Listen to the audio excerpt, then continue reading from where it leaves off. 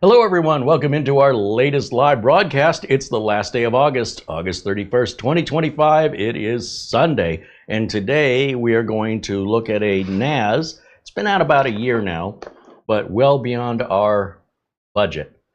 But a customer recently had a little debate with me over, they really insisted they needed a server, and I disagreed. And so we agreed to meet in the middle and allow me to put a NAS in place that I believe is way more than they need. And if I'm wrong, I won't charge them for it. And they said, okay, I mean, what have they got to lose? So today we're going to be setting up the NAS book here from QNAP, which has a very complex name, TBS-h574TX, ABCDEFGHAJK11OP. I don't know. It just rolls right off the tongue. And we're going to put 5 NVMe drives in here, which is what this uses. And I have some concerns, but overall, this is the most powerful NAS that is turnkey, ready to run out of the box. While Minisforum and even Arico make even higher powered NASs, they're not done yet. The operating system is not. It's not finished. So the customer can't wait. This is what's in the market. It's been in the market a year, and it's incredibly powerful. I didn't expect the box to be this big, but we're going to take this out of the box and set it up today, get it updated, and get it ready for deployment over to the customers to replace a 6-year-old NAS that only has 2 gigs of RAM and a dual-core processor. This thing's going to be 16 times better than that, or 8 times better than that, as well as enabling SMB multi-channel for dual the networking speed and performance. So without upgrading their network, without upgrading their computers, I think they're gonna just be completely gobsmacked at how fast this is. If I'm wrong, well, then they're just gonna have to get a server. But I absolutely can't believe that this isn't so much more than based on what they have that's 6 years old. The technology's moved a lot in 6 years. And in another 6 years, look back at this won't seem so powerful. So if the business is growing and the business needs are also becoming more demanding, then we need to keep up on the technology side. I think that's pretty obvious. In fact, this customer has a credit card machine that stopped taking credit cards, and they asked me why, and I said, I don't know anything about credit card machines. Call the company you're paying for that service. And that company said, how long have you been using that? It's been working this whole time? So this company is very reactive. They wait until they have a problem. Then they're confused why they have it. And then when you go, well, you've been using that credit card machine for 16 years. You ever think that you're still swiping across the... He goes, no, but I still have one of those. I'm not surprised. Yesterday, we were talking about the human condition to want to latch on to what you want to believe, regardless of what's true. So the internet is a big echo chamber. And if you want to be successful on the internet, you don't have to be truthful. Just tell people what they want to hear. So long as you do that, you can make a lot of money and gain a big following, and damned be the facts. So when I was talking about the SSD supposedly having an issue after a Windows update, and just said, look, there's no way you can recreate this, a lot of people pointed me to Jay's 2 cents video. And Jay's 2 cents video says, I cannot recreate this error. Right in the beginning, I tried and tried to follow the steps that are supposed to recreate the error. I can't make it happen. But while I was testing this game, my machine crashed, and therefore, it's the same problem. Okay, that's not how it works. And why were you testing the machine, Jay? Because I got new NVIDIA drivers. Did you try the old NVIDIA drivers to see if it still crashed? No. What system are you running? It's AMD. Oh, did you try making sure you have the latest AMD drivers? No, didn't do that. Okay, so what did you do? Well, I have a T500 NVMe drive. Wait, stop. Isn't that a Generation 5 NVMe? Yes, it is. Don't they run like 12,000 megabytes per second and get super hot? Yes, they do. And what happened? Oh, the system crashed during testing. So, okay, and then what did you do? Oh, I turned off the machine and turned it back on, and it was all right back again. So you overheated your NVMe drive. How hot was the NVMe drive when it crashed? I don't know. Okay. So what did you do to fix it? I put another NVMe drive. The same one? No, I put a Generation 4 drive in that runs at half the speed. Oh, the one that runs cooler, that runs slower? Uh-huh. And then that drive didn't overheat. Uh-huh. So then you didn't crash. Right. So therefore, I replicated the problem everybody's talking about with the window update. How did you put that together? What kind of bizarre test is this?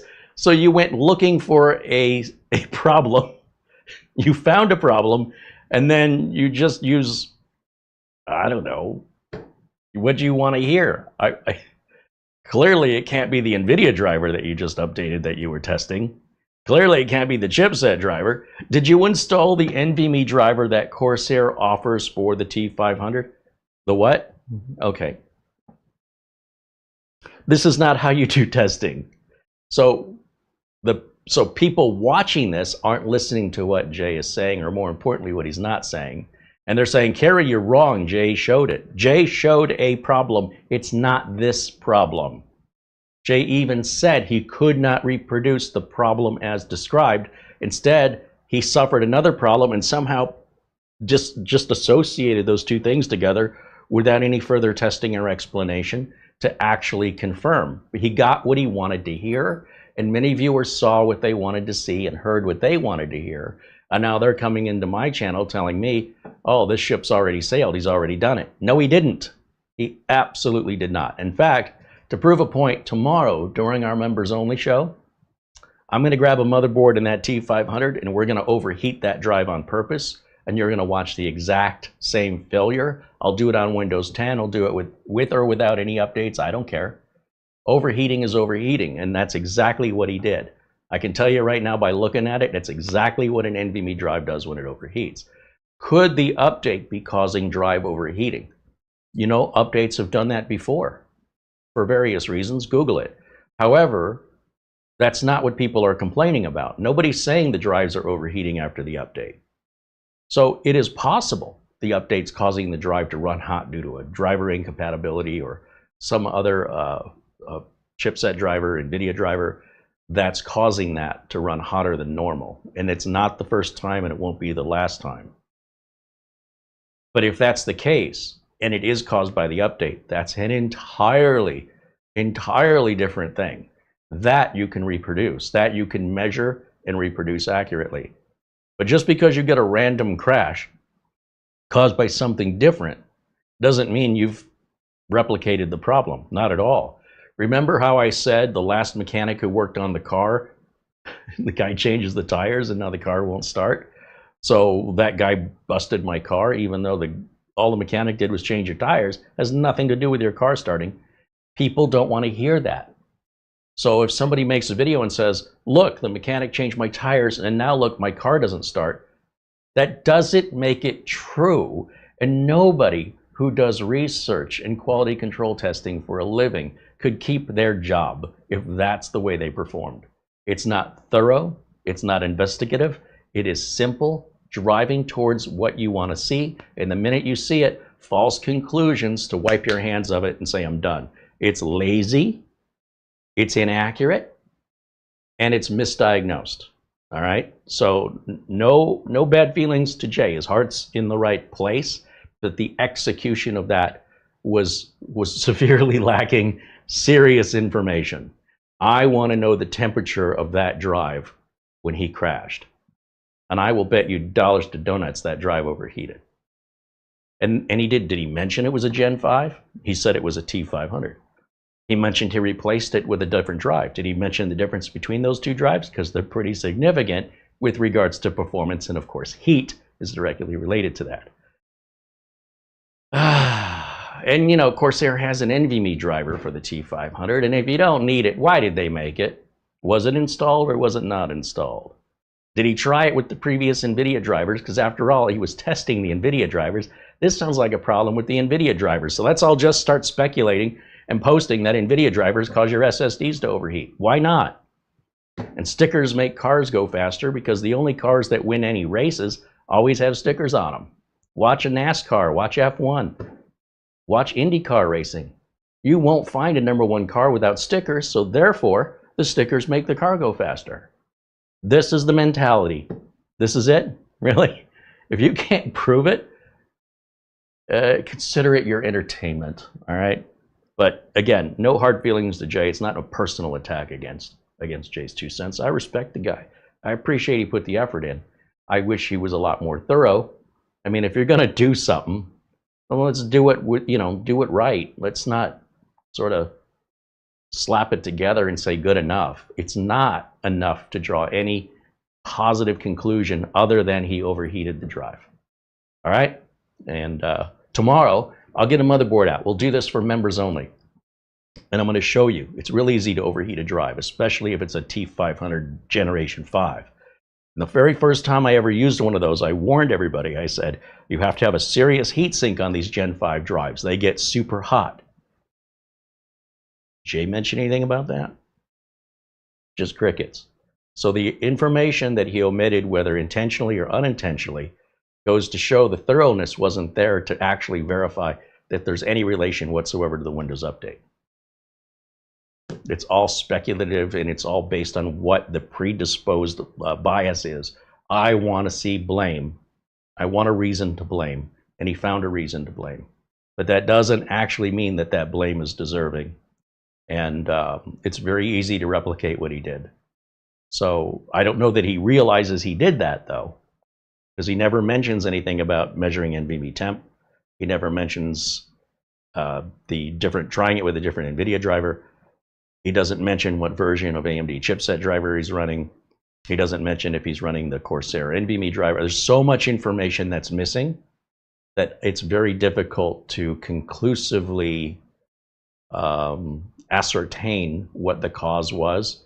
So he's reaching, and he's taking something over here. He's taking something over here, and he says, there, we replicated the same problem people are describing, but we did it in a way that everybody who says causes this problem, he could not replicate. He replicated a similar problem in a method nobody's ever complained about, and he thinks they're the same. Now look, he might be right, but that would be one hell of a guess. I could easily replicate that, and so can you. You don't have to wait for my video tomorrow, and you don't have to be a member to watch it. Just let your drive overheat, and it will do exactly what his did. And if it's a Gen 5 drive, that's very easy to be done. So I hope you'll tune in tomorrow if you're a member and watch that, because that's such a basic, simple thing. And it's not what the problem is. The problem is very specific with regards to a drive being 60 to 80% full, copying large files to it, and then the drive failing. Well, guess what happens when you overheat a drive? Regardless. Anyway, that wasn't what they were. No one's been complaining about heat on the drive, even though they could inspect their Clouseau their way to this. But if you look in the history of Windows updates, other updates have caused conflicts with drivers and other software that can result in your NVMe running hotter. Doesn't mean the update's bad.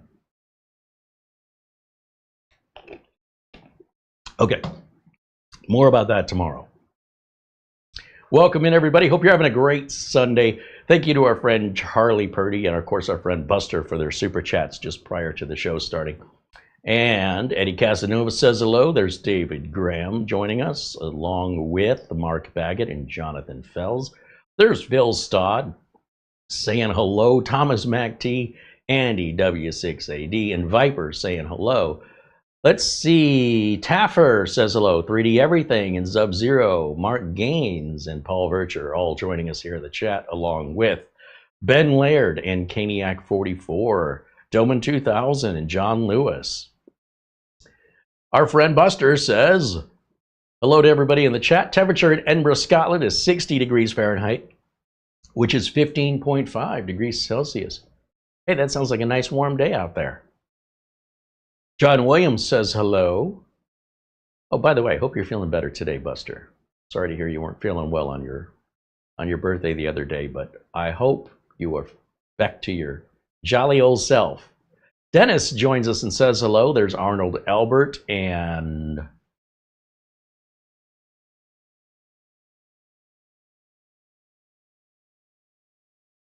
Scott joins us, all saying hello.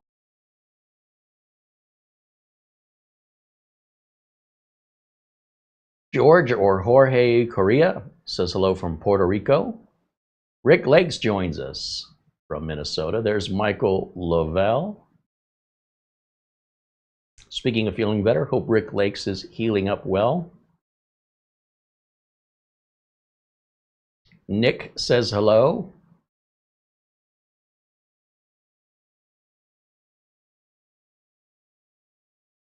And Gary Bickle joins us and says hello. Of course, Mara's hanging out in the chat. Our channel administrator working tirelessly behind the scenes with video thumbnails, answering your emails, writing up our video descriptions. Shabir says hello from Ontario, Canada, in Cambridge. Hey, we got a nice full house today. All right, so let's get to it. This is the QNAP TBS-h574TX. It's going to be a test on this later. I hope you memorize it. This is an i5. I think it's like a 13th generation i5. And it's got some serious horsepower behind it. It has 10 gig networking and 2.5 gig networking. It's got dual Thunderbolt 4 ports, so if you wanted to work on this locally, like as a video editor, while at the same time also having it on the network, it's all doable. My client doesn't need any of that. What my client needs is to have a file sharing device that can keep up with the number of open files. The database, each time they open a database, it's opening a countless amount of other support files, which there's no way for us to accurately measure inexpensively and quickly. So I wanted to initially just bump him up to the next level of NAS. He doesn't want to do that. He wants to go to the very top level of NAS. I said, well, anything that's turnkey and ready to roll, this is it. Doesn't get any higher end than this. But if you want something experimental, then we have the Minisporum N5. We have the Orico HS500 Pro. But they're not done yet. They're still pretty early on in development for their operating system.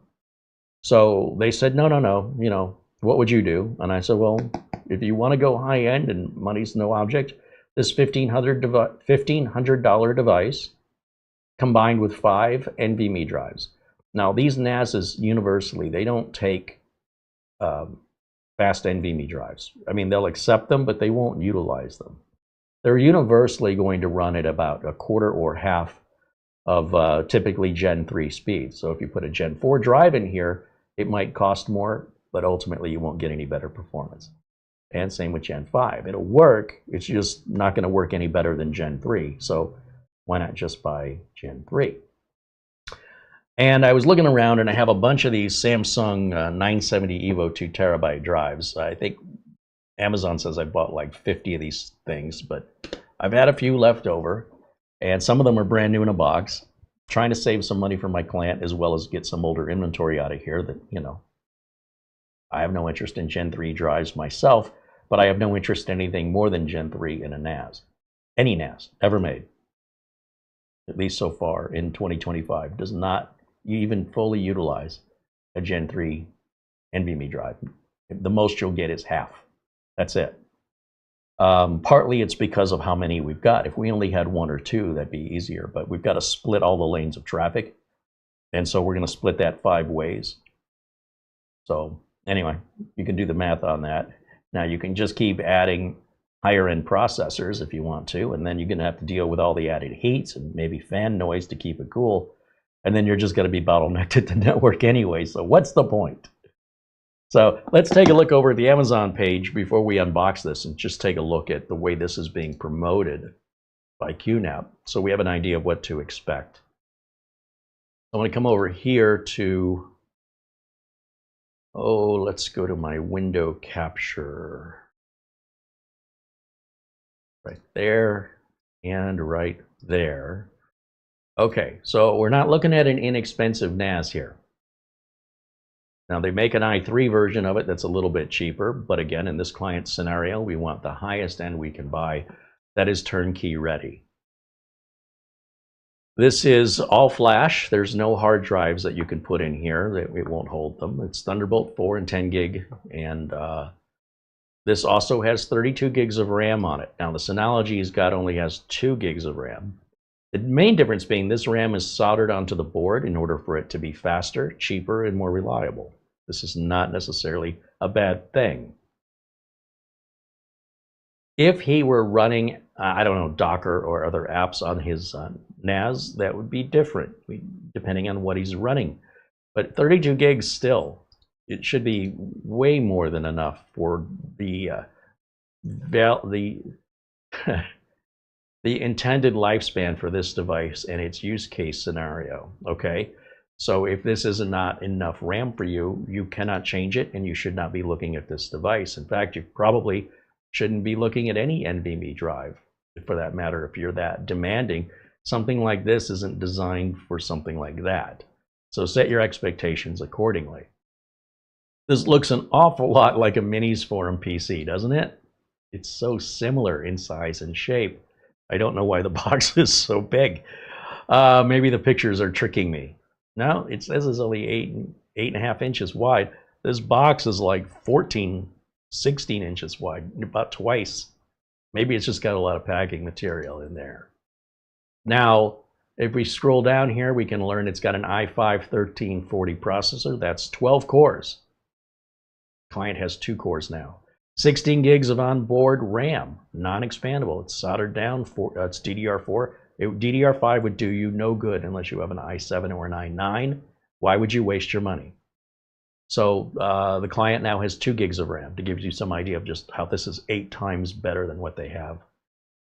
5 NVMe slots. They're PCIe Gen 3, not Gen 4, times 2 instead of times 4. They're going to run half speed. Running them at half speed means you don't have to spend so much money on your CPU, and you don't have to worry, you shouldn't have to worry about excessive heat coming off of those drives. Otherwise, you might think a Windows update's causing your problem. Sorry. Dual high-speed Thunderbolt 4 with SMB, allowing Mac and Windows users to collaborate at the same time. It's got 10 gig internet LAN, and it's got a 2.5 gig LAN. So you can use this as a failover, or you can use them both at the same time, doubling your transfer speeds over a network where they can both work together without having to replace any other hardware. You just turn the feature on, add the extra cable to your switch. No special switch is needed. Any switch will work. And yeah, it'll double the speed as if you had 2 of them. Let's see, 4K media playback. Well, yeah, that's pretty easy to ascertain. It's got multiple 3.2 USB Gen 2 ports that are both Type A and Type C, up to 10 gigs per second, allowing compatibility with newer, faster USB drives and enclosures for transferring the files off of this. I don't know why you just wouldn't do it over your network, but you know, options. I like options. Even if they're options I have absolutely no use for. Somebody does, I'm sure of it.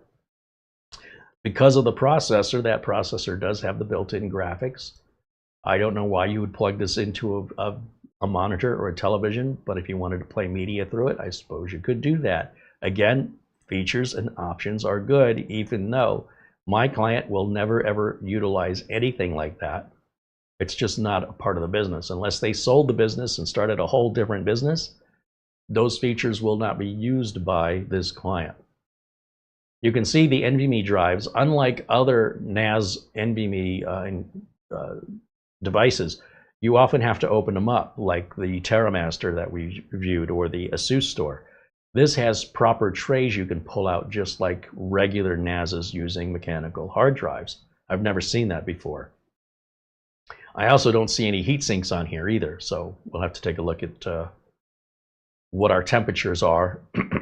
Seems to be a theme for today. And we're all over the map with ratings. It's not, it's below 4 average, which is not great. This device has been out a year now, so they've had time to work through some issues and improve the operating system more, and that will continue as we march forward, as everybody from Synology, QNAP, TerraMaster, Asus Store, etc. Are working to keep polishing their operating systems. This person complains that the support's terrible. That's pretty common in today's world when people are looking for tutoring and they think tutoring is support. So they want to know why they're having problems, and that requires educating them. It doesn't mean that there's a problem with the product. So support overall is becoming more finicky over qualifying you beforehand to determine if what you're wanting is an actual technical repair, or if what you need is a technical education being privately tutored by somebody over the phone for free. It's just something companies aren't going to do anymore. You're just not going to find it anymore. So those days are over. Now, this person says they're having a heat management. That would concern me. And we're going to verify that today. I will run this through the paces, because if there are heat issues, then I will have to get little, very thin heat sinks. They do make very thin heat sinks for these. And that may be all it needs, if it even needs it at all. There's only one person complaining about heat issues, and we don't know which drives they're using. Right? If we don't know what drives they're using, then we can't ascertain if they're running drives that are more prone to getting hot. For that matter, when he talks about firmware updates, it could be that his NVMe drives need firmware updates too. So again, somebody wants to point a finger to hear what they are predisposed. And so rather than blaming the NVMe, they don't even mention the name of the drive. They don't mention what firmware is on the drive. All they focus on is on the NAS. And the NAS did not come with those drives. This person chose to put whatever drives in. We'll never know what they are.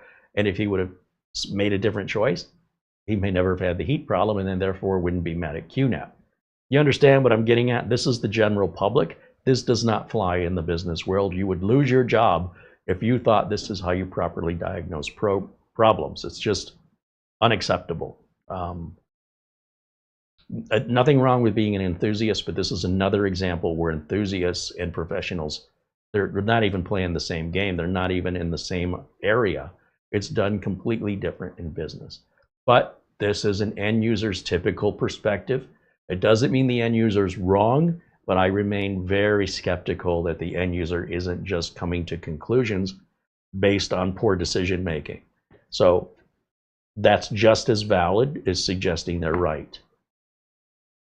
That's why I say the source of the information is really, really important. The NVMe drives we're putting in are actually really expensive now. I can get a Feijing 2 terabyte drive that's Gen 4 for a little over $100, or a Ricoh or a Gigamundo for that matter. But I wanted to put some name brand drives in this for the customer's peace of mind. And since I had these laying around, I thought, let's just use these. And if I come up short, I'll buy an extra one. Well, I'm not paying $188 for an old Gen 3 2 terabyte drive. Maybe when it was new 4 years ago, but not today. And look how many of these they've got over 60,000 reviews, averaging 4.8 stars. So that doesn't build customer confidence for something that's mission critical like this NAS, I don't know what is. But we could probably buy two 2 terabyte drives that are faster than this, that are not under the Samsung name, for about the same price. I'm just saying. So this doesn't really make any sense, except that I already have them. I just want to be clear on that. All right, let me get back over to camera one, and let me get back over to my chat room here.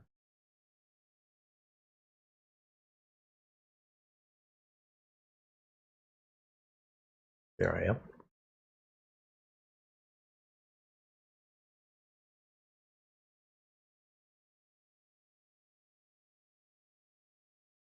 Barry Klein. I might be triggered by this NAS and have to buy it. Somebody hold my wallet. I'm not making any promises, Barry. I know he wasn't talking to me, but I'm jumping in that conversation. I can't resist. I've wanted this NAS for a year just to play with it. I don't personally have any use for it, but it's so unique and it's so different. I thought, man, I would just love to just experience one hands-on. Patience paid off, because a year later, the stars aligned and there was a customer need and customers paying for it. So that resolves the obstacle that was in my way. Are we ready for our unboxing? Okay. The NASbook QNAP TBS-h574TX unboxing.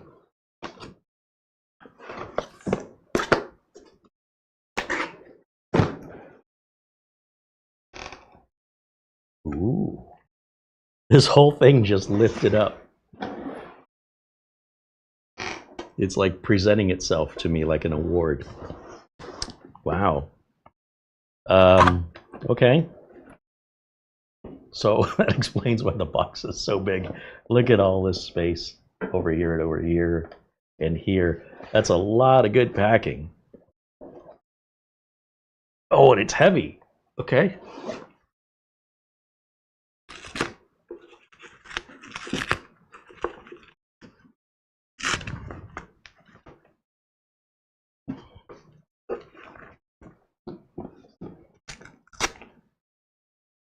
If I don't take this tape off, it's just going to be all sticky everywhere I throw it. So let's see what's in here.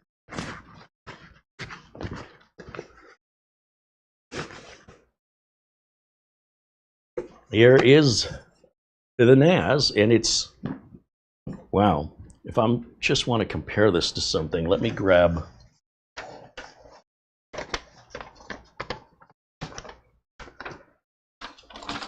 this mini PC because I'm curious how they compare. A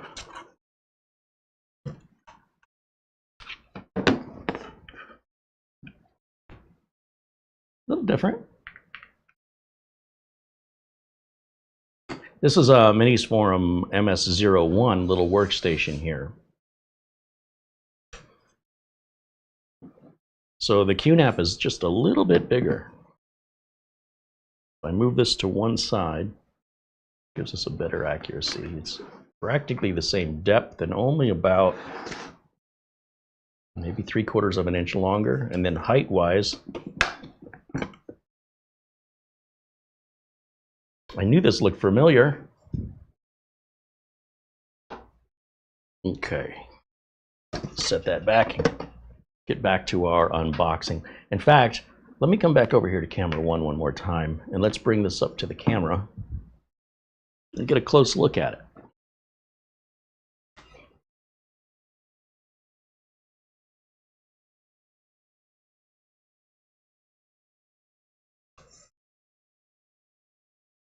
So I guess the screws must be under the rubber feet, but I don't know why you'd need to open this. Unlike literally any other NVMe NAS, including other QNAP NVMe NASs, you have to physically open them. So I appreciate that we don't have to open this.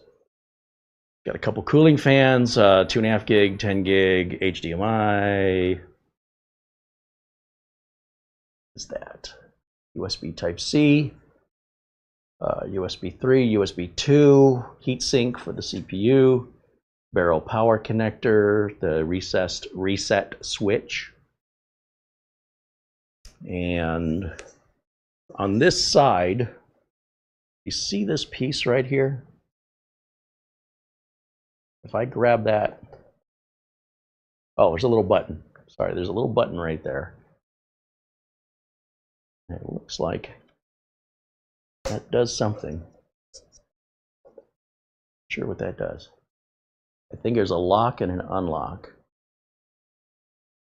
So it was probably in the unlock mode first. And then when it's unlocked, I think this whole front comes off.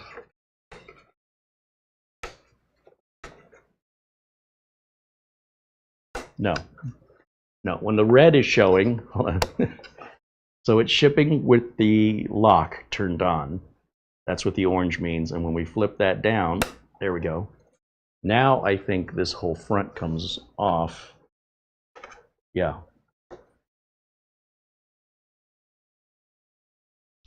And there's your 5 NVMe trays right there. I like that it has a lock on it so that you won't accidentally, somebody won't pull that off and then you'll lose this piece. And it's not required, it just makes it look pretty. And it looks like there's a little magnet on one side of it here.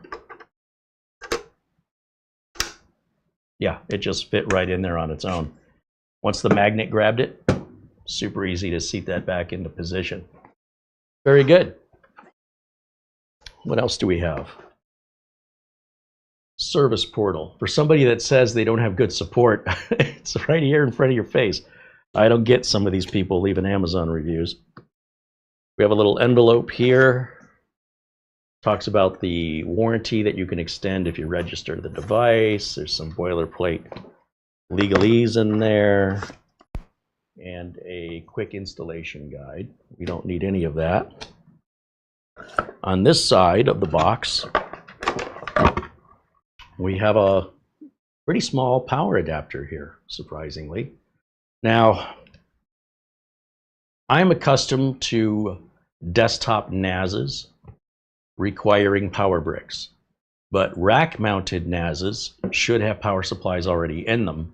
Stuff like this can be difficult to get wired up, and without the weight of it hanging in the back and putting stress on the cable when you're in a rack. But this is not a rack-mounted device. This is a desktop device, and mostly these desktop devices do come with these little power bricks.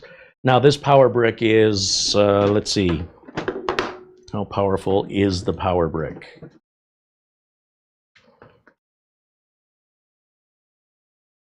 Well, the power brick says FSP. Nothing about it says QNAP.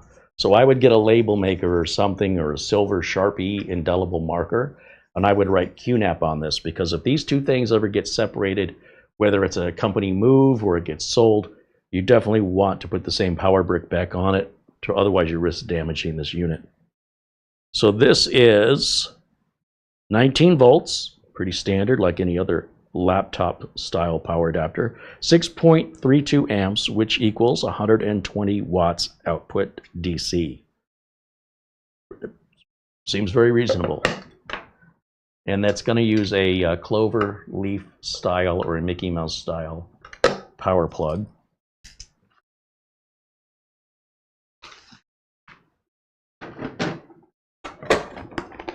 Which is also in the box. I think that takes care of that side. Oh, it even shows the power cable right on there. Durr. All right, then on this side it shows an Ethernet cable. I wonder what could be in here. An Ethernet cable. What do you know? All right, well, we'll just keep that right in there. We don't need that today. I don't think there's anything else in here. No Thunderbolt cable? Do you know how much money a Thunderbolt cable is? Go ahead and Google it. I can wait. Anyway, I'm going to just take all this stuff, throw it in here. I also appreciate that there's no sleeve that goes over this box. That drives me crazy. And I also appreciate that the box has everything written on it, so that we're not getting just a plain brown box, right? We've seen that before too. Usually when the box is plain, there's a sleeve, and I like to put everything back the way it came so I know what it is in the future. And so I appreciate the way that QNAP has packaged this all together. With all of that packing material, you know this is not likely going to arrive damaged. And if you take a look at the size of the box versus the size of what's in it, it's pretty different. Is that even? No, that's definitely not a life-size picture there. I was just kind of curious, did they show a life-size here? No, they didn't. This is significantly larger in the photo. Phew, because when I got it, I'm like, oh, I wasn't expecting it to be this big. But extra packing, if that's all it is, that's a welcome thing. Doesn't bother me one bit. Okay, so power brick can be plugged in right back here. And I'm not going to use this power cable because I've already got one back here that meets this. I wasn't thinking of that one. Just putting things back. Now, I really don't know much about this. So we're going to go through this together, just using what I consider to be my common sense. And then if I get it done wrong, it'll be because QNAP's doing something in a way that I don't expect. But with all the years of experience I have setting up NASs and drives and computers, it sure is nice when manufacturers kind of follow the same standard, and that way directions aren't necessary unless, you know, the whole concept is new to you. So I kind of go into these things, I go live, I go unscripted, I'm unrehearsed. I've never seen one of these, I really don't know anything about it, other than I was drooling over it when, I guess I did watch the reviews on this a year ago. Serve the Home did a review, NAS Compares did a review, but I can't really, you know, I didn't memorize them. So I'm somewhat familiar with this vicariously, but I'm hoping there's nothing unique about it that isn't something that's obvious. But we're going to find out together, and it's one of the things I like about a turnkey solution. If we were setting up TrueNAS or Unraid or, I don't know, Open Media Vault, these are things that are much more complex to set up, take a bit more time and a bit more focus, and are nowhere obvious. Nowhere are they obvious, unless you've done it a bunch of times. So the whole point of getting something like this is that we don't have to do something like that. All right. Plus we have QNAP's reputation. I would put QNAP right below Synology. If you asked me to grade network attached storage systems in August of 2025, who would I consider to be the most reputable? Synology.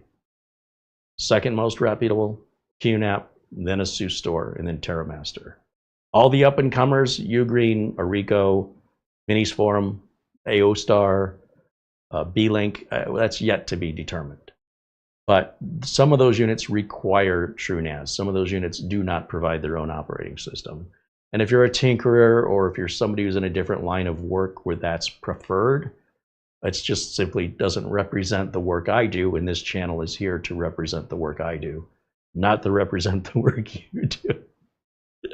I don't know why I have to say it out loud, but it seems to be a requirement that there's a misunderstanding with some viewers about why I do these things. And I'm just sharing with you what I do for a living. So if that's not what you do for a living and you do it differently, you're not doing anything wrong. All right, so when I put these drives in, it should be pretty straightforward. Take the cover off. How do these open? You just push on them or you pull? What do you do? Oh, you just grab the lever, pull it away.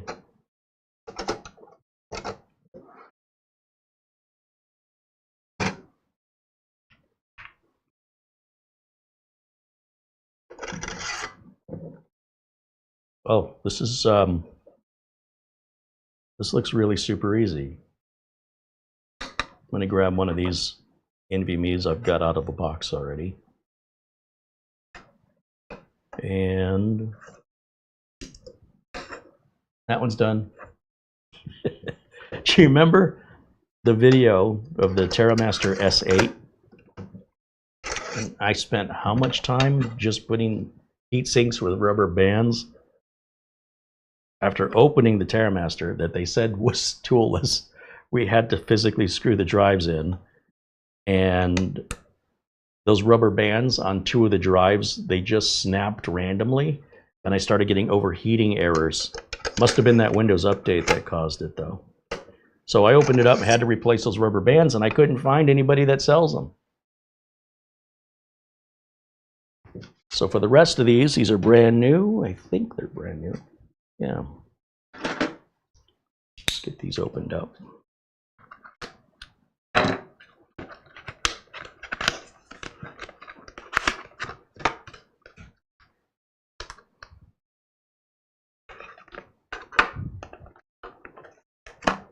You know what I'm curious about is how tall of a heatsink. If we needed a heatsink, would we be better off buying NVMe drives that have heatsinks on them? How much room do we have?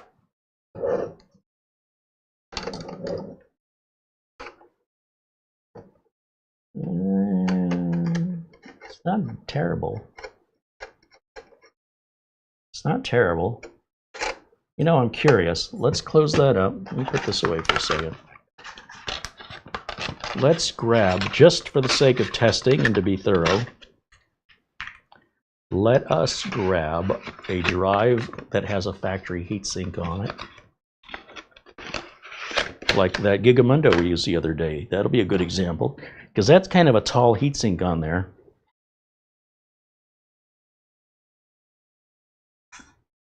And can we put a drive in with a heatsink this tall? I don't even know that I'll need heat sinks, but if I do, I'd like to have some point of reference. So if this one fits, then I know a drive like this with these specs will fit. If this is too tall, then at least I know not to exceed, you know, I've got to go lower than this height. So let's see which way this works. You can see that adds quite a bit of height to the drive.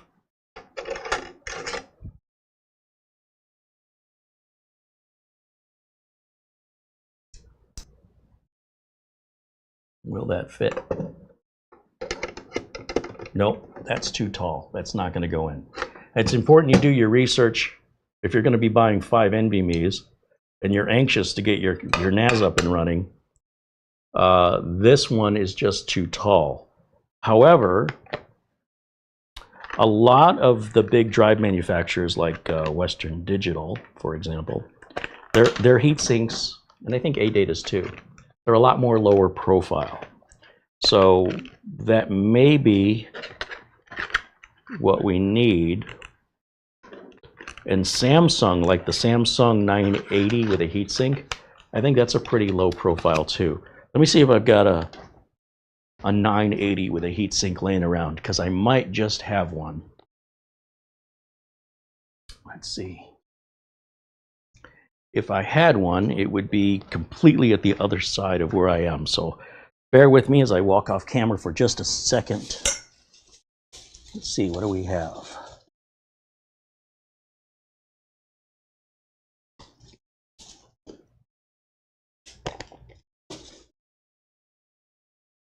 Here we go. This will work.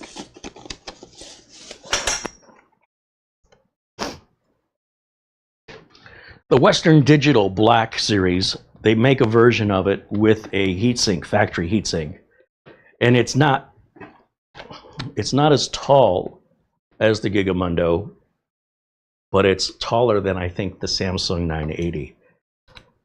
And you can see just, we're opening this for the first time, so you can just see how much I reach for this drive, but it is there in inventory.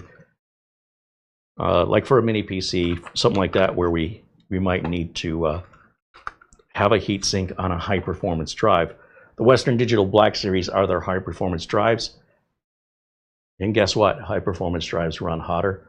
That's why they make it with a heatsink, or you add your own, but you wouldn't run it without one. If it says Western Digital Black and it's an NVMe, I hope you're putting a heatsink on it unless it came with one. Now that's a much lower profile. Let's go back to camera 2 here.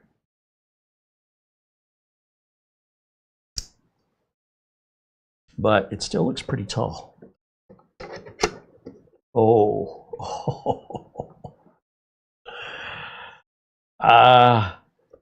That's like a truck hitting the underside of a bridge. It is just scraping. So that is just going to be too tall. So, you know, we're not exactly talking about a lot of clearance for a heatsink. And again, if you're running high performance drives, yeah, you may not want to put those or select those for your NAS, because that's just too much. So now I suspect if I go back and try and find a Samsung 980, that's going to fit in there just fine, but I still want to test it to verify. Speculation, we can all do speculation. I want to know the truth, unquestionably, without doubt, what is safe. Now, I do have other manufacturers of NVMe drives that have heat sinks on them. But Samsung and Western Digital are two of the biggest ones in the business, probably the most sold. And I am not finding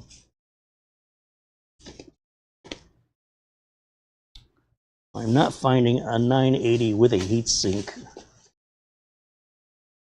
Here's an interesting one. We've never shown this before. I think I picked this up on sale, thinking it would appear in a build, and it just hasn't made its appearance yet, and I've forgotten all about it. This is a Gen 4 drive, which again would be a bit fast for what we need. But this is from a company called AdLink. AdLink and AData, and there's a few others that are somewhere in the middle between kind of familiar, but they're reputable. Lexar or Verbatim. There's a few others that people are kind of familiar with, but they haven't built up the reputation in NVMe in the way Samsung and Western Digital have. So this was like a 4 terabyte drive. It was really inexpensive. And I said, well, I don't need one, but I can't pass the price up. And that's how I ended up with it. But this heatsink is a lot smaller, shorter, not as tall. But is it going to be enough? And that can at least give us some idea if we're going to have any heat issues with these drives, and these don't have heat sinks, this unit doesn't include any, we'd have to buy really low profile heat sinks. And likely it isn't going to make that much difference if the heat sink's taller or shorter. In most cases, it's really there mostly for looks. Let's go back over to camera 2. Let's put this back in. I pull this green tab back away and let it go. Let's see. Easy, no problem. So right there, if I bring this up to the camera, I'm going to show you the height. So if you find yourself in a similar position or you're going to order one of these, it looks like the top right here of the front, you're not going to get any taller. I guess that makes sense now when I'm saying it out loud and I'm looking at it. You can't go any thicker than that. You cannot exceed the height. This piece here is going to clamp in. And so when you look at the way that that heatsink, the height of the heatsink here to the height of this, they're pretty much dead on the same. So that would be a good guide for you to, if you wanted to measure it and get your millimeters there. And there might be information in the documentation for all I know. But that would work perfectly in here. It's almost made to fit. However, we're not putting 4 terabyte drives in this, although we could, and I'm not putting Gen 4 drives in this. All of that's going to cost a lot more money. There's no reason I wouldn't use this other than reputation. I haven't used enough AdLink drives to determine if they're as reliable, especially in a NAS scenario. And there's only one way to know, and that's for a customer to become a guinea pig or for us to do our own testing. Right now, neither of those are an option, and since that's not on the table, then this drive will go back where it was and likely be used for a traditional computer build, which is why I bought it. I never thought to use it in a NAS, or I wouldn't have ordered just one. Actually, because it was on sale, they probably limited how many you could buy at the sale price anyway. So we're going to go back to our, finish what we started here with our Samsung 970s. And because these are Gen 3, and because they don't ship with a heatsink, you really did not need a heatsink on these. If you go back when we were installing these a few years ago, even back to Studio A in the early days of Studio B, we often installed them without heat sinks and never had any heat-related problems, especially when we would pair them with like I built a ton of systems that were i7 9700Ks or 9900Ks on an H370 motherboard that had no heat sinks on the NVMe, and those systems, every one of them I built is still in use today, never had an overheating problem, period. Not with the CPU, not with the NVMe. So, of course, they're not in a NAS either. And a computer case has a lot more airflow than this little tiny case. But based on previous experience with these, I think it's going to be fine. Doesn't mean I'm not going to test it. But if I didn't think it would be fine, I wouldn't even bother testing it, okay? I wouldn't go through the effort. If I thought it wasn't gonna work, what's the point? All right, so we're gonna put this bad boy in here.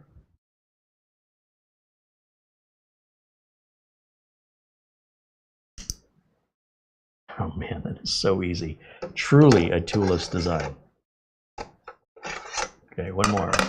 One more and then we can turn it on. Well, this one I already opened.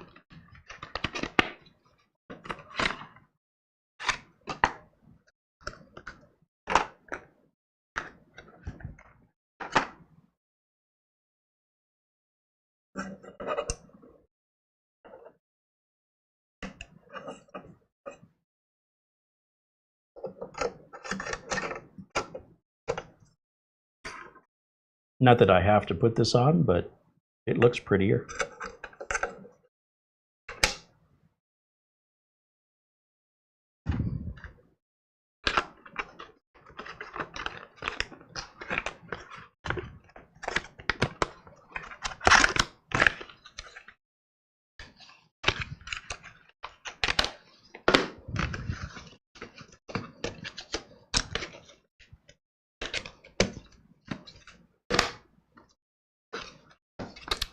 I got to remember these are empty boxes, but this box is full.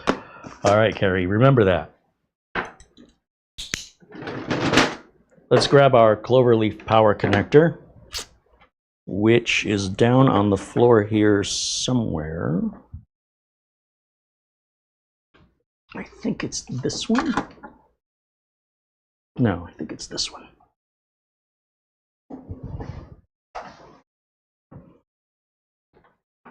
Yep, right here. And since I have my own that's already plugged in, I'm just going to use it rather than untangling this one or unwinding it. It'll stay in the box to go to the customer unchanged. In the back, unlike a mini PC or a regular PC or laptop, we do want to plug this in before we turn it on to the network. I'm becoming Yoda. We want to plug it into the network before we turn this on. It doesn't matter which port you use, 10 gig or 2.5. I'm pretty sure this big one here, the one that's kind of, oh no, I got it the other way around. This one is the 10 gig, and that one's the 2.5. 2.5, 10. Not that it's going to matter for us, but I'll just plug it into 10 because I can. Now, somewhere around here, we should have a power button. It looks like we've got a copy button if you want to copy files directly off of this onto a USB. We've seen other NASs. I don't use this feature often because the NAS is located in a locked room that no one can gain access to, and I back up with the NAS a different way. But again, different features for different people's needs. So let's go ahead and hit the power button, and nothing happens. Hold on, power. Am I hitting the power button? Let me go widescreen on this. Make sure I'm all plugged in here. I think I'm all plugged in. Plugs all the way in, plugs all the way in. And it's dead.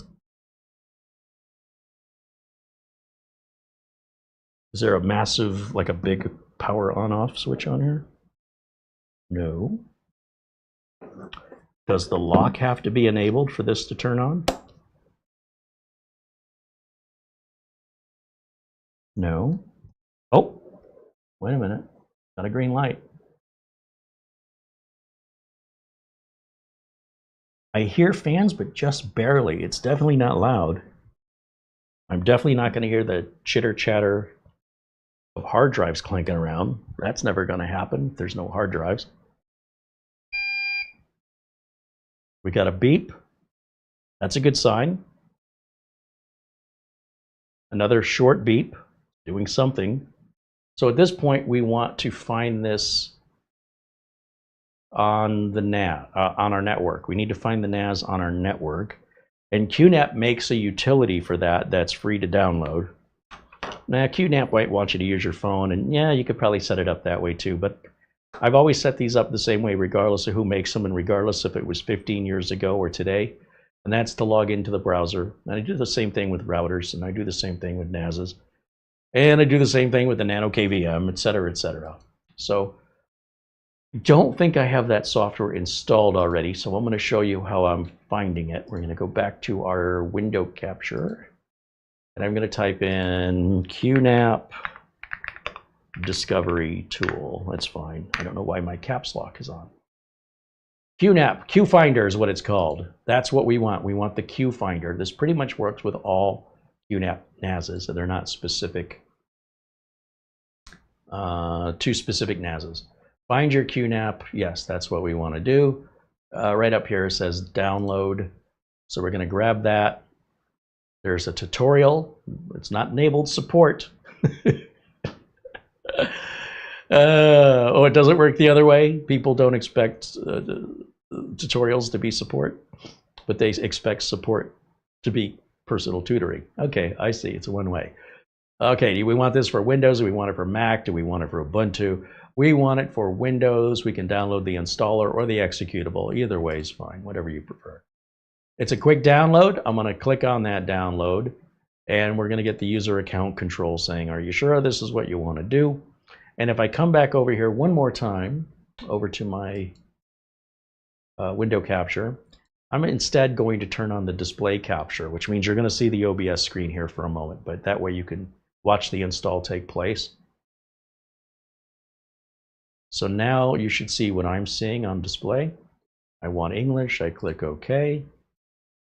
Next. Look, it's already checked. Oh, and it beeped again, so it's probably installing in the background. Next. Okay, that's fine. I don't want the quick launch, but other than that, yeah. So the beeping has nothing to do with what we're doing. Because we're plugged into the network, it's automatically downloading and installing the QNAP OS onto this NAS. Do I want to share anonymous usage? I don't want to. Do I want to launch it? Yes, I do. And in just a moment, we should see the QNAP QFinder Pro software appear. And that first launch might just take a second. As he sits here waiting, why is it taking so long? Not that big of a program, guys. What's happening here? Sometimes these applications may be blocked by your Windows firewall, and you may have to try and launch it again until you get the screen that pops up and says, hey, you want to give this permission to look at your network? So I'm wondering if that's where the delay is. I'm not sure. QFinder, right? That's what it's called. QFinder Pro. Where is it? Oh, do you want to? Well, here it is. Yes, I do. So it was just kind of hidden. What is my region? Are you anywhere but China? Yes, I am anywhere but China. Okay. And it found it very quickly. It says we're at 2.5 gig. So that probably means that I'm plugged into the 2.5 gig port of the router instead of the 10 gig. My router has both. It says your server is not initialized yet. Do you want the smart installation guide to guide you through the installation process? Yes, I would. Warranty. Check warranty. No. Welcome to the QTIS Hero Smart Installation System. Thank you for choosing QNAP. The smart installation will guide you through the installation process. This process will take a few minutes. Please keep your arms and legs in the vehicle at all times. Small children and pregnant women should not ride. Oh, sorry, I was reading something else. Smart installate, click. User, sir, yeah, okay, like I have a choice. Okay, specify the firmware, the current version or the latest available. Let's check for an update. We want the latest version. Right here. Update. I don't know why that's not defaulted. That's kind of weird. QNAP should maybe help guide users to making the right decision. I don't know. And just in case you're worried about that test later, TBS-h574TX. It's right up here to remind you of the complicated naming scheme of this fax machine.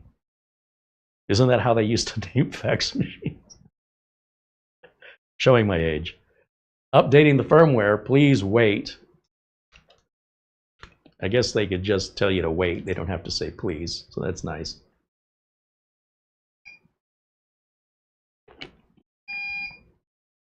Getting some beeps, that's good. Telling us things are progressing. Since we can't monitor the NAS any other way than through the web browser, then those audible beeps do tell us. You'll hear good ones and you'll hear bad ones. It's expected on any brand new NAS you're setting up, you're going to hear some beeps. In fact, if you're not, I'd be worried, at least at some interval. Like when they're shutting down or when they're starting up, or when they're beginning to restart, things like that. They alert you audibly. And you'd have to look in the manual to see what they mean, but that's all expected. Regardless of what it means, it's expected. Because it's probably going to reboot a couple times, and every time it reboots or shuts down, it's probably got some kind of a beep or series of beeps, depending on what it's doing to separate, you know, the communication. If you're just listening to it and you know what those beeps mean, you don't have to go look at it. So one beep means something, 3 beeps means something else. Lower pitched single beep means something else. You don't have to memorize those. It just can make life a lot easier. If all you have to do is hear it and you already know what's going on, then in most cases you know just to wait. For example, if it's rebooting, you know that from the tone. Now, when you restart a NAS, they traditionally take a bit longer to boot than a typical desktop computer. However, this is a pretty fast NAS. I mean, with an i5 and all NVMe drives, that's surprising it's going to take very long to boot. However, this may be a default timer. Well, there goes a beep again. This may be a default timer for all QNAP NASs, just as a precaution. Oh, now I got a small, lower tone short beep there. I can definitely hear the fans a bit more pronounced right now, but it's not loud. But I definitely know it's on. So again, this may be just a default timer that's universally set for this process on any QNAP NAS. And it's probably like a better safe than sorry type thing, where it's waiting a certain amount of time that it knows no matter how slow your NAS is, by the time that reaches 0, even the slowest of NASs should be reconnected automatically. And it'll make that reconnection request when we reach 0. It's not that the NAS reaches out and says, I'm ready. The software's generally not that smart. Instead, the software just has a preset time limit that it counts down to blindly. And yeah, you could probably just refresh the page and try again, and it might already be done. However, I prefer, especially on a new device that I'm not familiar with, to let it go through its process. And if it's an extra 2.5 minutes after it boots that I have to wait, when I could have just automatically connected 2.5 minutes later manually, I'm not going to do that. Not for 2.5 minutes. It's not worth the risk. The gain of 2.5 minutes is not worth the risk. So instead, just let it go through its process the way they recommend. And they do that to assure that no matter what NAS you have or what level of experience you have, if you follow their steps, you will be far less likely to run into any problems. All you have to do is follow the recommended instructions. Nobody's enforcing that. If you think you're smarter than that, no one's going to stop you. I don't think I'm smarter than that, and I don't want to find out if I am. So I'm just going to sit here and wait another 1 minute and 20 seconds. And then we can begin our setup. Now, it's been a while since I have set up a well, it's still doing something, see? So maybe it wasn't ready. So there's another one. I'm doing something. I haven't set up a QNAP in a long time, so I'm going to be a little rusty on the icons and the way QNAP displays things. But again, I would put them second to Synology with regards to the features and usability of their operating system. But QNAP generally has better hardware. So if I'm interested in the best higher end processors, RAM, or internet connection speeds, QNAP is probably better in the hardware side of things where Synology is better in the software side, in my opinion. QNAP is also very expensive. Although Synology has gotten more expensive, part of that has to do with the economics of the tariffs and everything. What used to be a $600 Synology is now $649, or $599 is what like a 923 used to sell for. But now the 925 is about $50 more. And because of the drive restrictions, now everybody wants the 923, and I've seen those going for $1,000. Diskless for $1,000. All right, so we start up again. QNAP warranty service, close.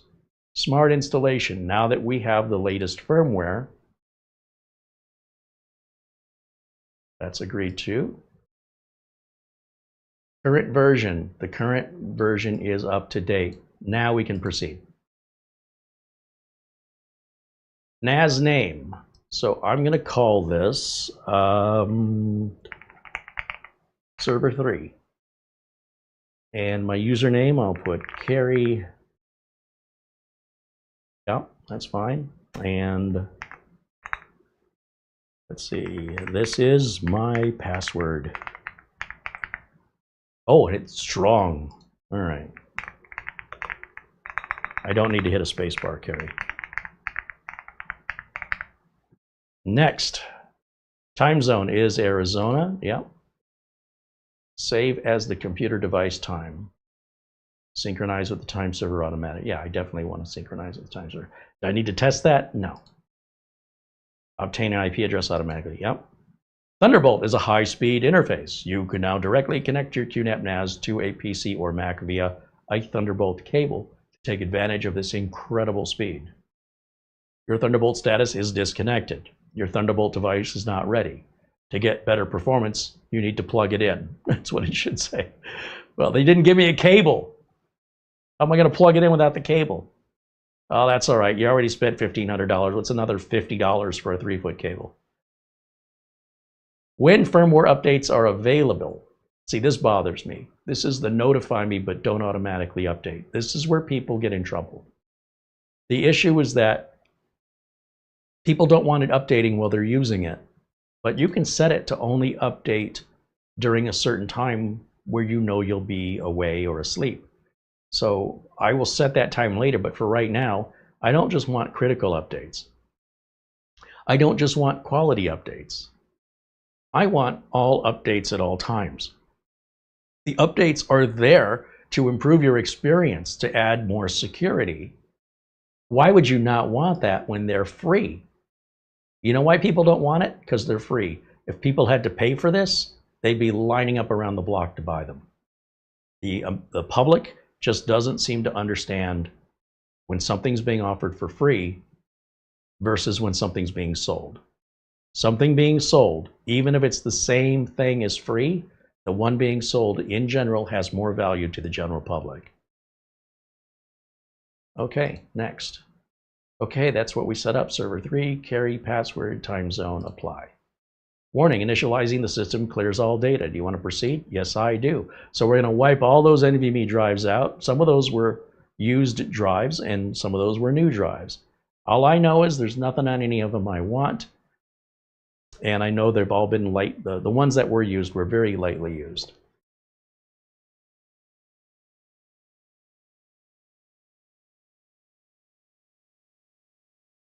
This process may take several minutes depending on the system hardware and hard drive capacity. Did you know you can create your own personal cloud? Yes, you can pretty much do that with any NAS, but thanks for letting me know. Did you know you can explore unlimited possibilities in the App Center? Well, they're not unlimited. In fact, I would suggest Synology's got more variety than QNAP does, but there is a lot to choose from. Did you know you can store, securely back up, and share files? Well, that's why I bought it, so yeah. But again, thanks for the reminder. Did you know you can build up a fun multimedia center? I don't have $1,500 to build a fun multimedia center plus the cost of the drives. Are you out of your mind? I could do that with a cheap PC for 85 bucks. I don't need this. What? All right, well, it's marketing. Oh. Wow, that got loud. Wow. It's nice to know it's got the oomph if it needs it. I can feel the vibration on the table. Wow. Can you guys hear it?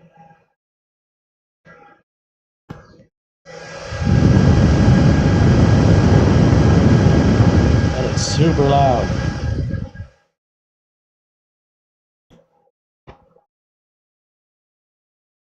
I think I could dry my hair with that. Even if I had more hair, I think it would still do it.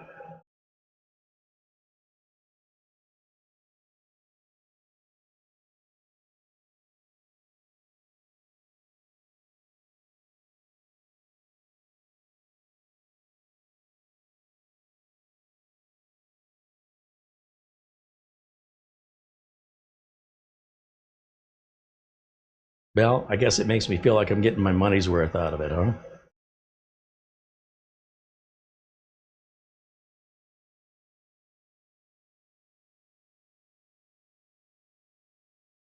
I mean, so far, setting this up has been a breeze. I haven't seen anything of any concern or confusion. Of course, we haven't set up the array yet. We haven't identified the storage pool or volume or share name. And of course, we're going to turn guest access on, which I know for a fact every single NAS maker offers except for Ugreen. Therefore, Ugreen will not provide what I need in my business. That doesn't mean it won't provide what you need. But until Ugreen gets on board and does what everybody else is doing in that regard, it is not an option for me in my business. What do you need that for? I don't know. What do you need yours for? Well, I don't use it. Well, good for you. I do. What's the big deal? Put a username and password in. I don't know. Why don't you have like 20 customers who can't remember their passwords calling you constantly and then having to reset them and then having to add one every time somebody gets hired and somebody leaves the company and you have to go in there and keep maintaining and adjusting. And then, oh, what if you're trying to watch it on your TV and now you got to use your TV keyboard to log into it with a remote control entering the name and the password? Are you out of your mind? Sorry, ask me how I really feel about that. We're on a secured LAN and we're not opening up any outside access to it. If I was, which you might be, you'd be pretty wise to put passwords on it, on the individual user accounts. But regardless of that, you use yours your way and I respect it. I'll use mine my way and hopefully I get the same consideration in return. Okay, fans are quieting down. It's like it went out of slowing down, went out of like max speed, slowing down very gradually.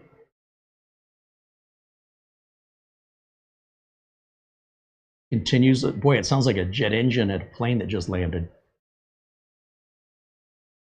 Okay, congratulations, you finished all the steps for quick configuration. If you cannot connect to the NAS administration page, please use the QNAP QFinder to locate your NAS. Let's go. Okay, very first time we get to log in now that we have an operating system installed and updated.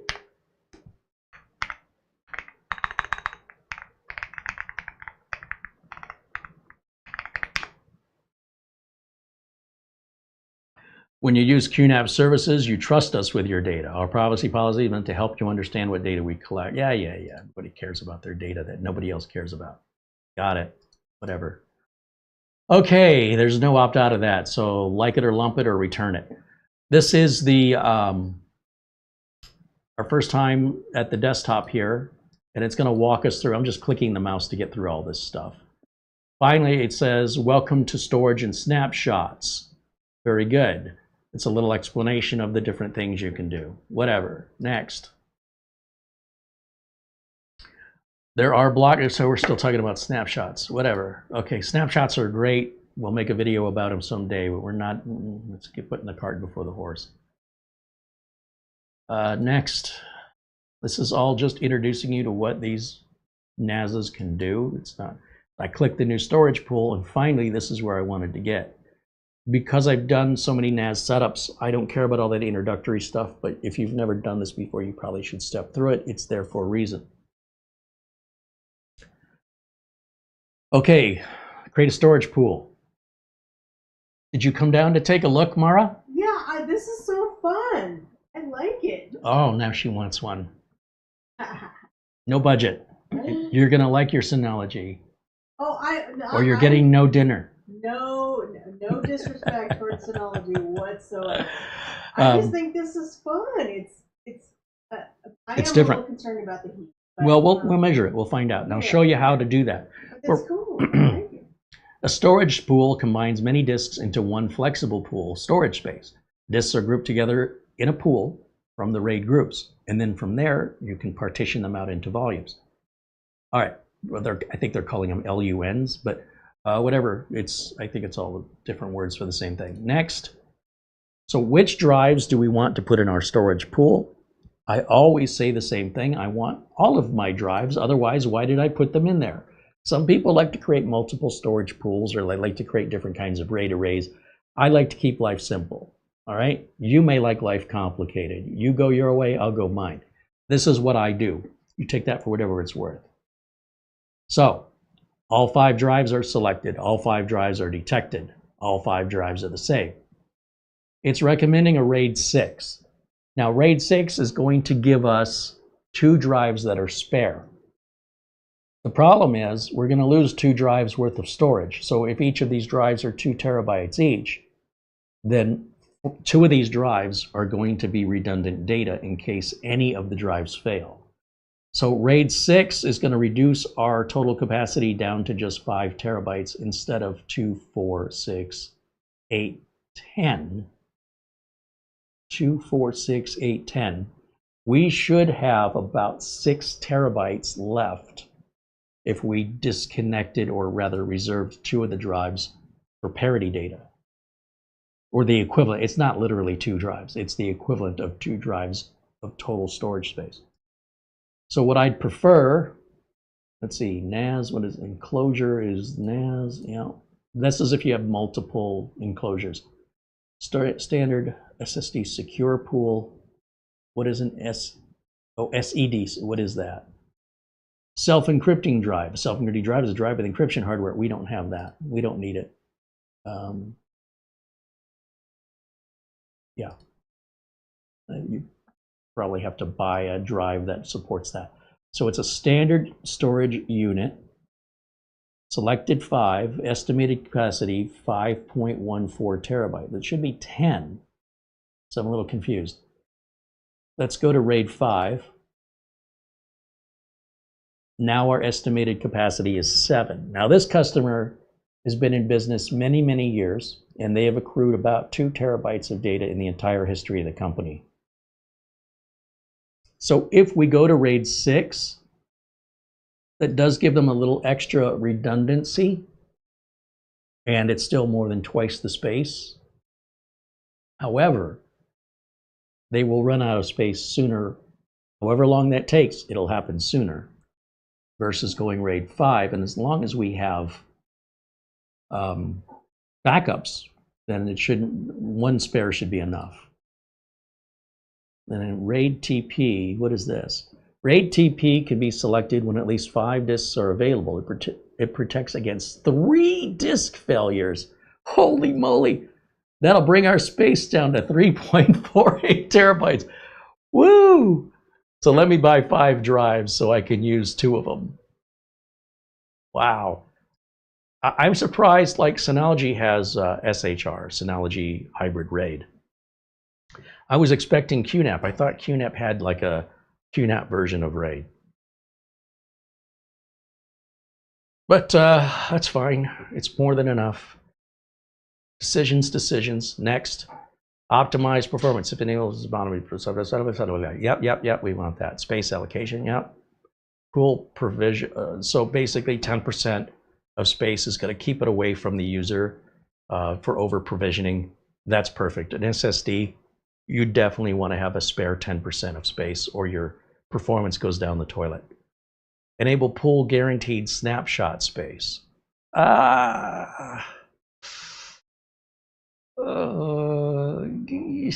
So if you're going to make snapshots, you're making backups on the RAID itself. That's just not what I do.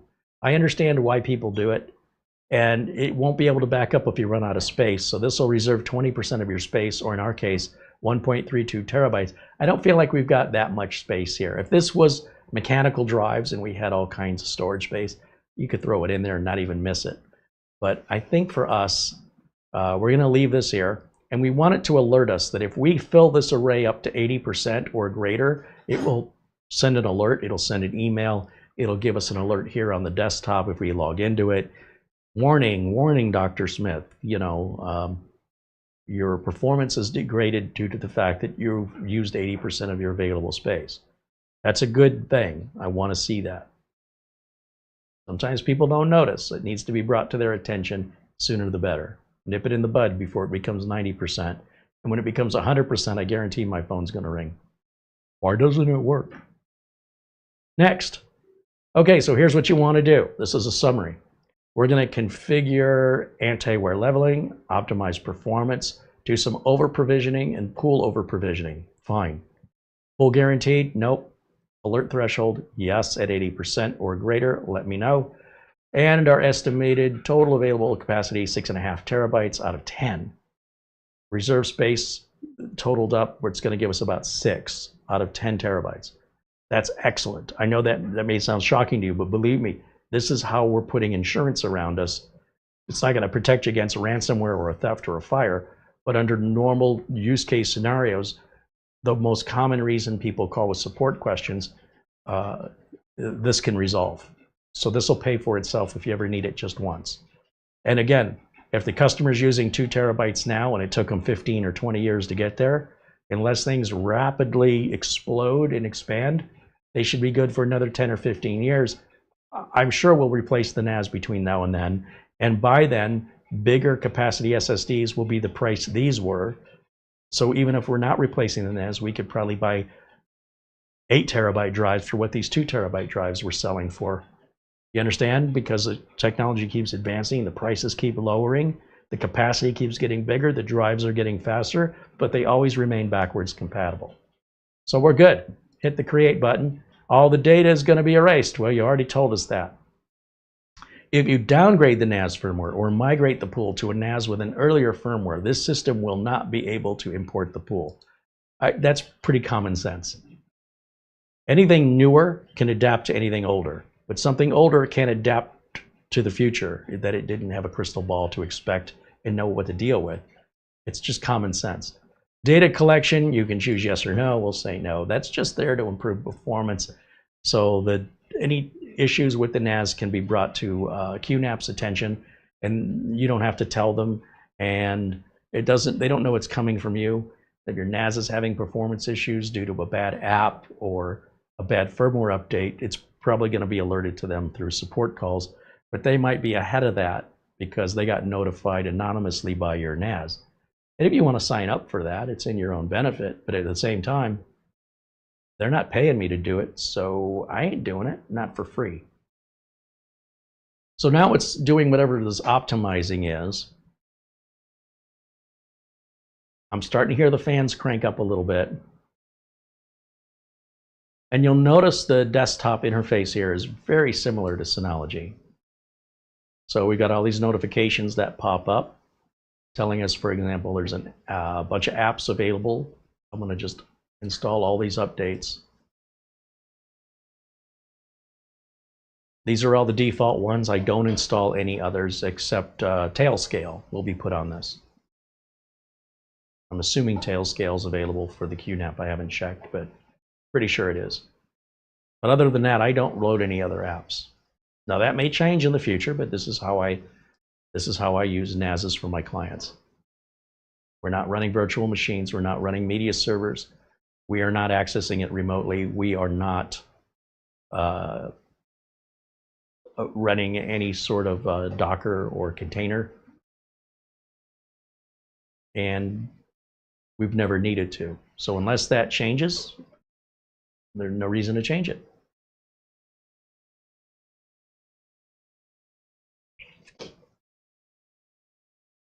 I like to make sure everything is always updated at all times for security reasons and for performance reasons. I don't know what this help desk thing is, but I want it updated in case I need it. That's it.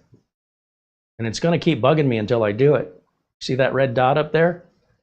It's going to keep being there, tugging at my OCD until I just update it and get it out of my face. In theory, in a perfect world, it would have done all this automatically during the installation. But the installation, giving us the latest firmware, did not include the latest apps. So then that has to be updated after. Wouldn't it be nice if it was all packaged together in one fall swoop? And then you wouldn't have to think. Because when people think, bad decisions often get made. That's all I can say. I'm guilty of it too. So we're just going to let it do what it's suggesting, and then we likely won't deal with consequences of defying it. Now up here it says there's 10 plus notifications waiting for us, and it's just telling us about all the setup and everything else, and then it's, you know, recommending enabling two-factor authentication, blah, blah, blah. I'm just going to close all this out. Isn't there a clear all? Do I got to do each one individually? What about the down arrow? Can I clear? No, that's just expanding. There's no clear all?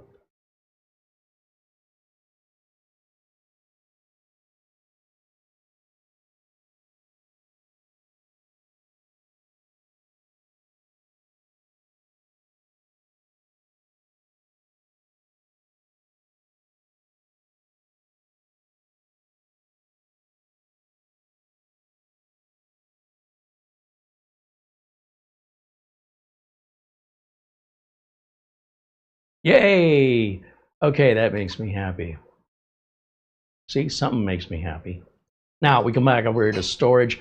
We're still optimizing, but I think we can use this right now. If I want to create the pool, it says there's already a pool made.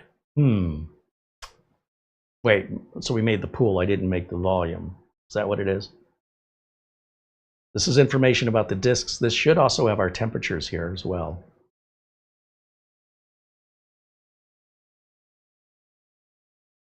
So 62 is a little warm. You got to get worried when you exceed 70, but as long as we're below 70, it's not a problem. However, I wasn't expecting it to be this high either. But it is doing a pretty intensive write operation to all 5 drives while it's optimizing. And when the server's just sitting there and nobody's using it, of course, or if a few people are using it to load a few files, they momentarily, you know, do a little work. But this continual work is pretty intensive, and if this server we're going to be under, or this NAS, we're going to be under this kind of a workload on a regular basis, we definitely want to put some heat sinks on there. In theory, those fans should crank up automatically. They're blowing over the NVMe drives, that's why they're there. And so I imagine there may even be a setting to adjust that if you'd rather have it a little louder and run a little cooler. I'm going to leave it at default. Everything says life remaining is 100%, even on the used ones. Wow. Told you they were lightly used. Okay, storage settings, cache, remote, closure,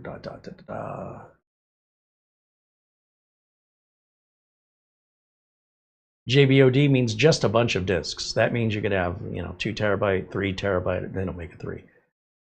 It's like a $3 bill. But you could have a 1, a 2, a 4, mixture of Gen 3, Gen 4. That would be just a bunch of disks, JBOD.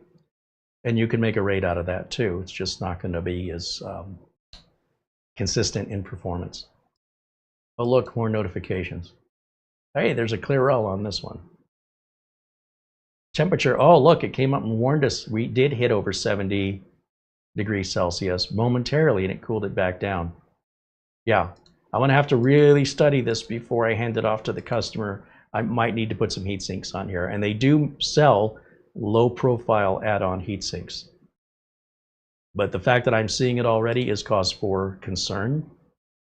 So we're still optimizing. That's giving us the status of what's happening in the background. If we go over to the control panel and we look under, let's see,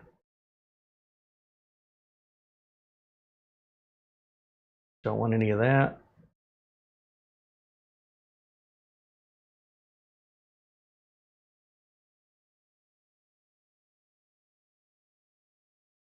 Network and file services, no.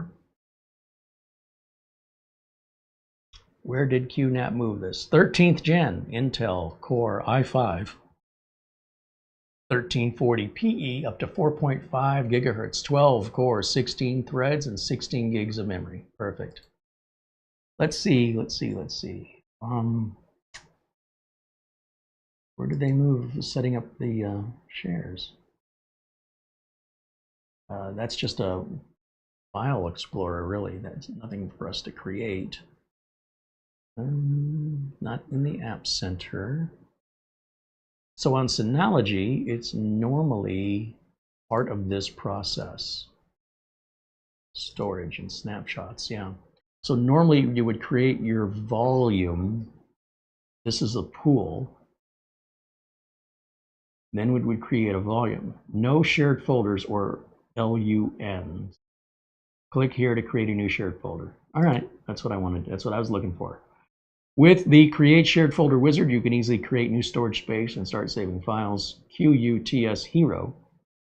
Shared folders can store more data in less space with compression and deduplication. I'm not turning any of that on. Don't forget to enable these two features. No, I don't want to enable those features. You enable them. Folder name, I'm going to call this public. No comment. Storage pool, we only have one storage pool. We want this public folder to be in storage pool 1, which is the only storage pool we have. But if you created multiple storage pools, again, you might have security reasons for doing that. You can. There is what we call thick provisioning and thin provisioning. The thin provisioning is a pool space that is allocated on demand as data is written to the folder. The thick provisioning tool is when space is allocated when the shoulder is created, that guarantees that the space will be available. For the way this NAS is being deployed, it probably doesn't make a difference which one of these we choose. I can't see any harm in letting it adjust as needed, like a swap file. Think of it like that. Allocate the quota set to the pool capacity. So the entire pool capacity is available to us.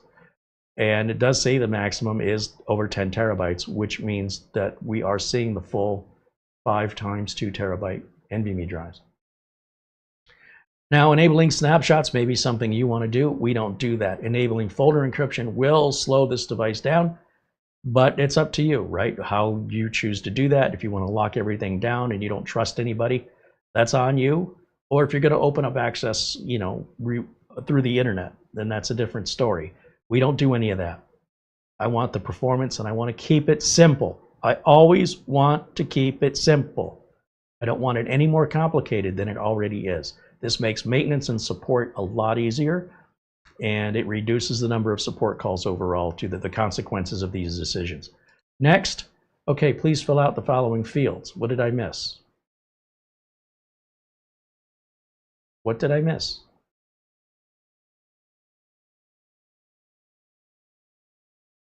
Please fill out the following fields. Comment is optional. I don't have to fill that. Folder name is public. Oh, it's an illegal name. Please choose another one. Well, that's rude.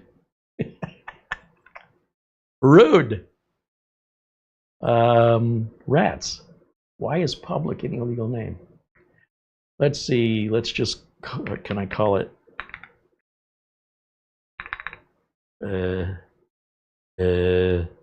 Share. Will it let me do that?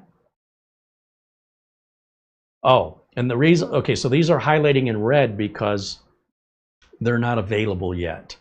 It's an error. So the first error was you can't use the name. That's why this box was red. And the optimization is still happening on storage pool 1. You know, with Synology, pretty much with any NAS, including TerraMaster, we don't have to wait. But on QNAP, I guess we do. Lucky for us, these are NVMe drives, and this will be a quick process. Let me cancel this. Yeah, we're already at 90%. So when that gets to 100%, that also explains, again, the higher temps. The optimization, or if we're doing any RAID scrubbing, that's pretty intensive. But it's not going to be doing that 24 hours a day, 7 days a week.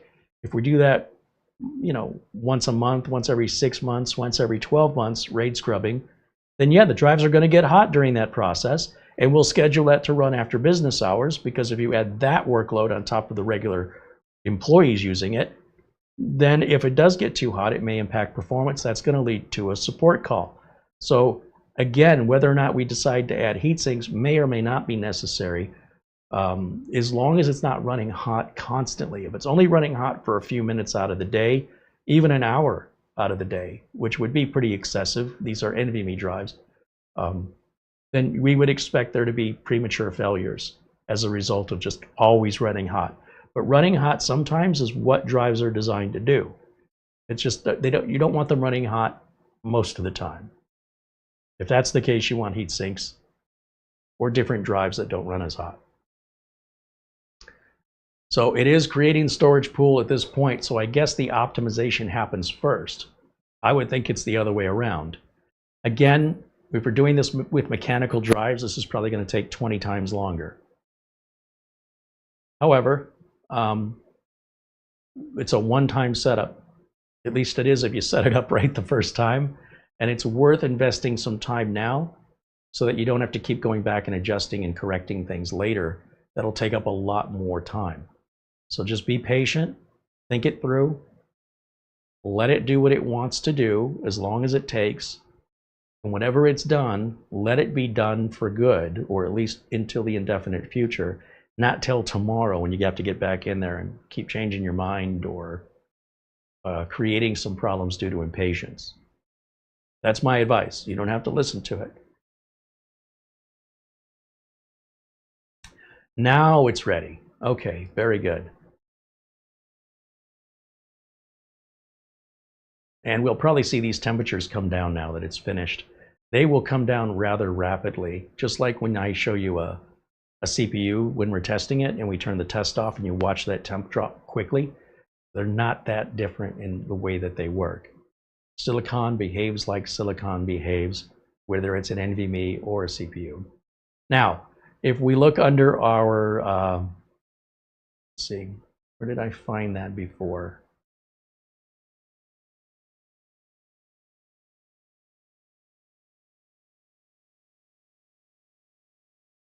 I don't know why it's showing up as a, oh, that's if you're going to plug a USB drive in. Okay, I got it. All right, let's see. Storage, cache, acceleration, external, remote, topology, yada, yada, yada. Back over to storage. Overview. Oh, it's already created a public folder. That's why it wouldn't let me make one. Oh. That kind of bugs me. Why did it do that? Status. Ready. Then shared folder. Yeah, I remember answering. Capacity. That's the full capacity.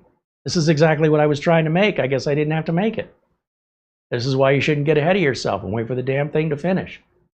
Okay? Okay. So now I need to open up guest access. Oh, and it added a malware remover. Okay, great. More notifications.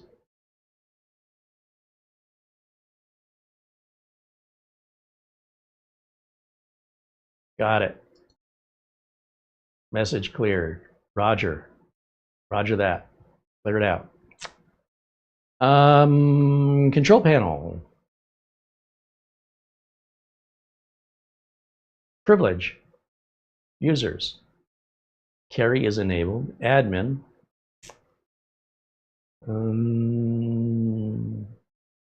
Somewhere we have a guest account. I have to find it.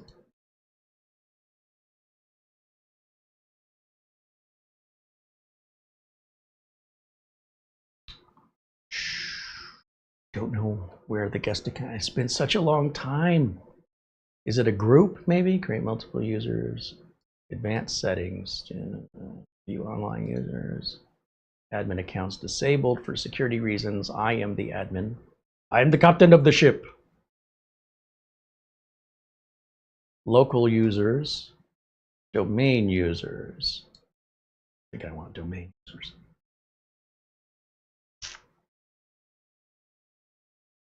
Shared folders. Yep. Actions.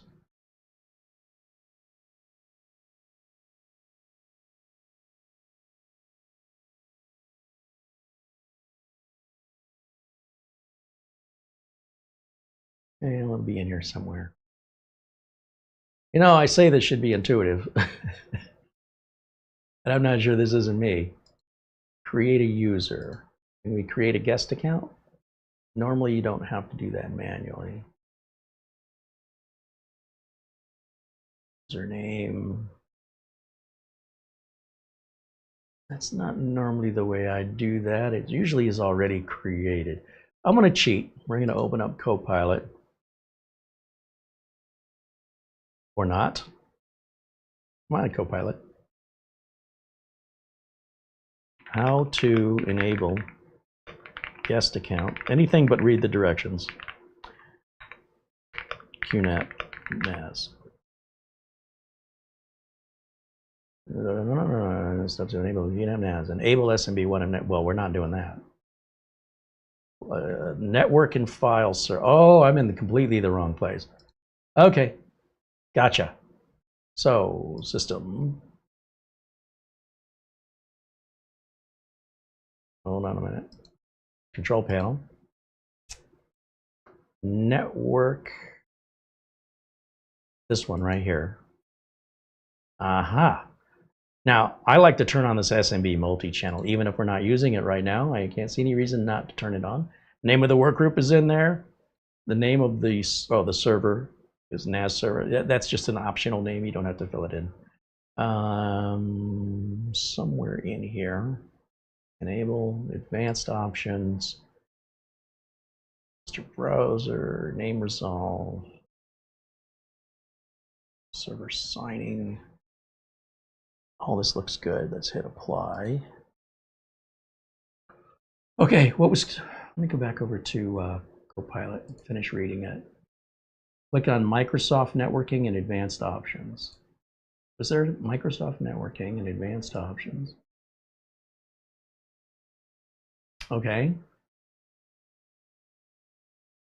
Now, oops, wrong one.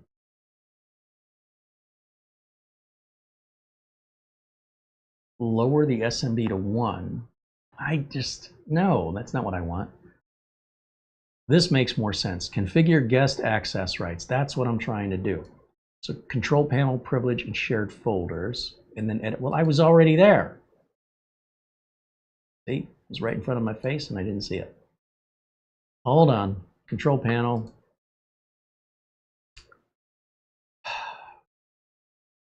Users, no wait, it said, hold on, can't remember. Control panel, privilege settings. Privilege settings, I don't remember saying privilege settings. Privilege, yeah, okay, that's where I'm at. And then it says shared folders. Select the folder you want to share and then edit the shared folder under guest access set to full access or read only. I was so close. Shared folders. Click here. Click the edit.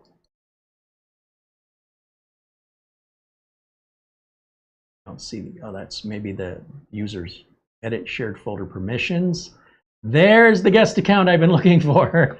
I knew it was in there. Unlike you, Green. I go looking in there forever. It isn't there. There's nothing to be found. Hit apply. Okay. Jeez, oh man. All right.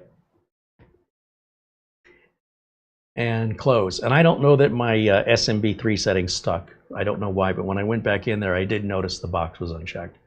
Now what I'm curious about is, can I see this on the network? If I bring up my folder, go to network, as it populates here, will I see the QNAP?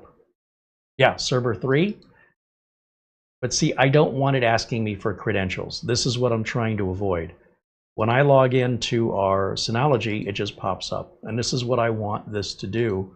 And I'm missing something somewhere. Let's go back to control panel, users, shared folders. Wait a minute. It still doesn't show guest here. Shared folders, users again, guest, read, write. What I'm worried about is that the guest account is turned off. In other words, I've given the guest permission, but I don't know that the guest account itself is not disabled. And I'm trying, I remember this, it was such a long time ago. I remember finding a box somewhere, and I thought it was under users, but I don't see it here.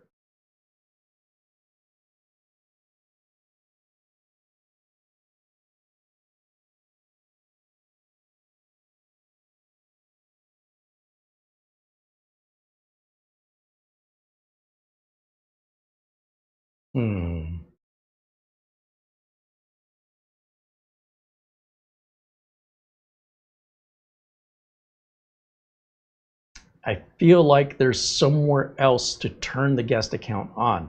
We've given the guest account permission, but I don't think we've turned it on. Let me go back to Copilot. So we've already done all that. We don't have to worry about this SMB stuff. That's simply not the case. How to enable guest account QNAP.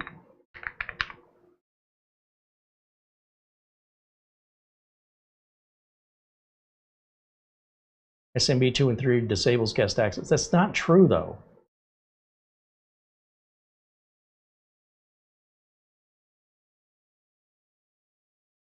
Or it's not at least a requirement. It might be true, but it's not enforced.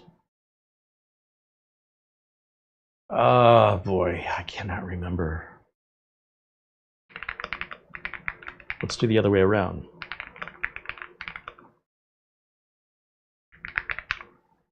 Whenever you can't figure out how to take it apart, look at how to install it. Do it the other way. Edit. So it's saying you do this in the shared folders, but what about the account itself? Oh, is it still there and I'm not seeing it? Is that what's happening?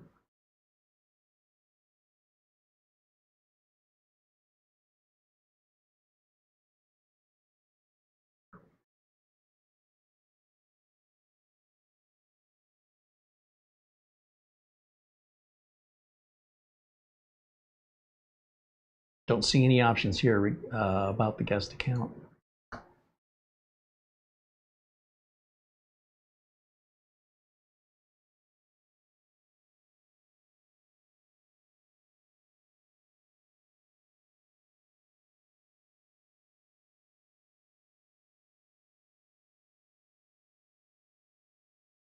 Enable WS Discovery. That's how you can see it on your network when you browse the network like I did. If you're not finding it, if it's not appearing, you may have this box unchecked. This is true of Synology, and it's called the same thing, WS Discovery.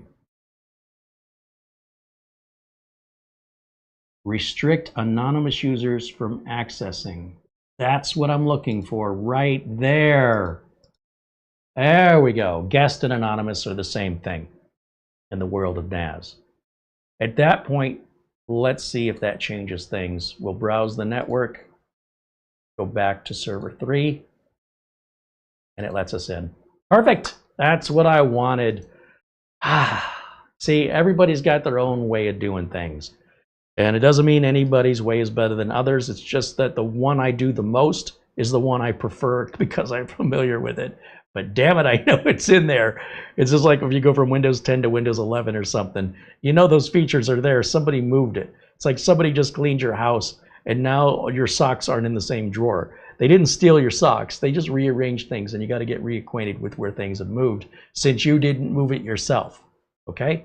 Okay. Now I think I can go back over to camera 1 and turn this down. Here I am. And now I can go back and look at the chat and see what you guys are saying. See, Copilot didn't give me the answer, and this is where AI is right now. It gave me part of the answer, but it set me in the right pathway. It's a little boost, it's a little helper, but it's not my replacement. It will be, but not yet. And that is a prime example of a typical way that people like myself, I know Doug Betts, we often don't get direct answers from AI, but what we get would be best described as a programmer would say, vibe coding, meaning you're working with the AI together as a team. Neither one of you is doing all of the work, but the person that's translating that into actual code, actually utilizing, you're making those decisions. You're the human. The AI is making suggestions, and it's up to you to determine if those suggestions are accurate or if they're partly what you were looking to do, but that was enough of a boost to sort of pick you up and encourage you to move forward without stumbling so much. And you're vibing. You're just vibing with it. And so that's sort of like tech vibing with AI.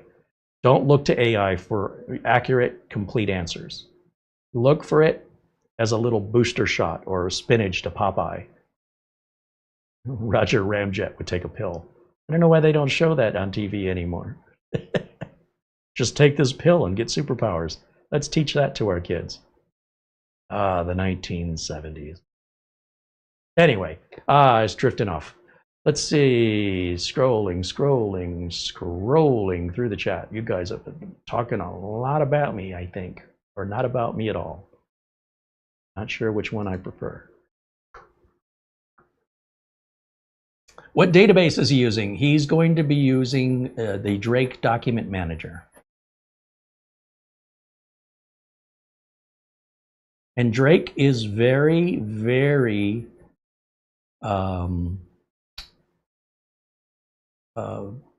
what's the word I want to use? It's a closed vendor locked system that you're not allowed in, and they will not explain to you in any detail what it's doing and what it's looking for. Only in generic terms. The rest is for you to figure out. Or you can pay Drake and use their servers, and they'll take care of it all so you don't have to worry your pretty little head. That's what it's like working with Drake. Intuit is very similar. It's very much a closed system and very secretive, and they will not tell you. And many people that work, that answer the phones, couldn't tell you because they don't know either. And they work for the company and they don't know. And if you ask them, why don't you know? They say, I don't know. So you kind of have to figure it out on your own with no help from them. And I do think this is going to be overkill, but it should set them up for the future for quite some time. John Downey says, what power supply does it use? We already covered that, unless you asked that question before I got to it, in which case that's all in the beginning of the video. Let's see, Phil Stodd says, forget e-waste, packing in the landfill is a bigger problem. No, the packing, this is all cardboard. It biodegrades relatively quickly. It's the plastics and the metals and the silicon that's the problem. But yeah, cardboard and paper, that won't last very long in the landfill before it decomposes. And plastic bottles, on the other hand, different story. Take about 1,000 years, I think.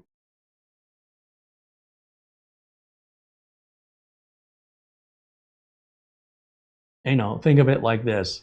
If the NAS wasn't protected by the cardboard that's going to go in the e-waste, then maybe the NAS will get damaged as a result of not using it, and then the NAS goes in an e-waste because of the damage it endured during shipping process. Which would you rather have? You got to pick one, or don't buy one.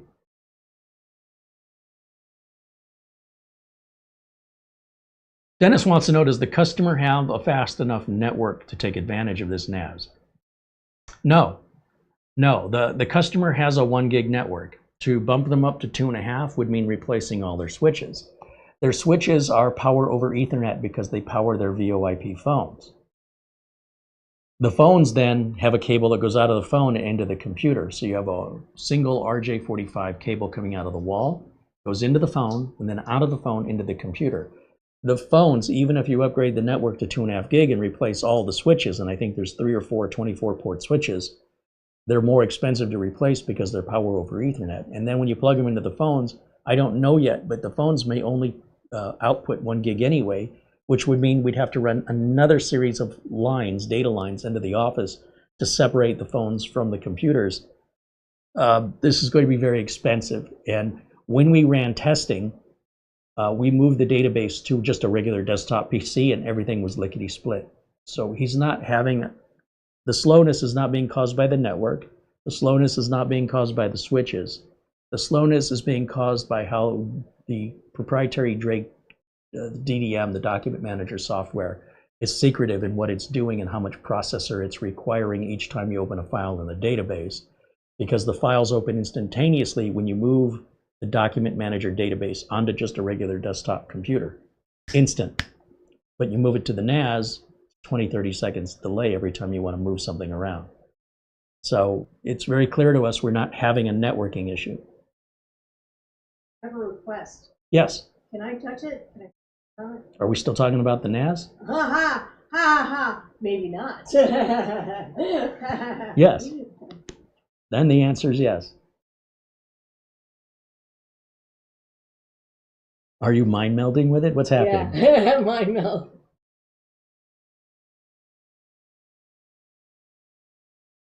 Okay. Okay. So far, so good. Yeah. All right. I think It's a little bit loud. It's neat. I like it. Little frustration there setting up the public chair, Yeah. but I got there. You'll have to kind of summarize the pros and cons of what you Price. like that you don't. Price is a con. Right. Sure. The heat. Sure.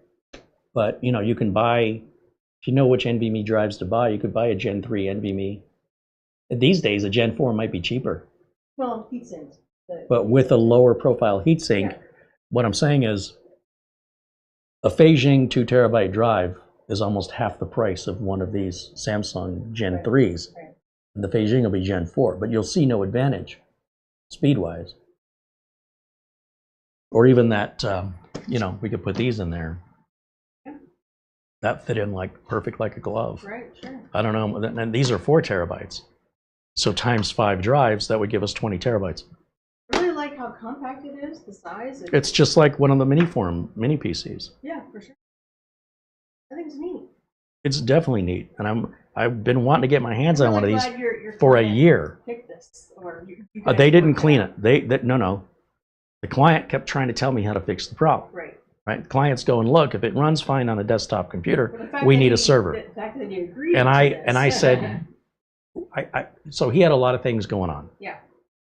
And I said, look, everything was in my control all this time, right? He goes, right. You didn't have any problems at all, right? He says, right. I said, okay, follow me on this. All of a sudden now you're having a problem from out of nowhere. And you're frustrated and you want it fixed right now. Right. Okay. Would you please let me do my job?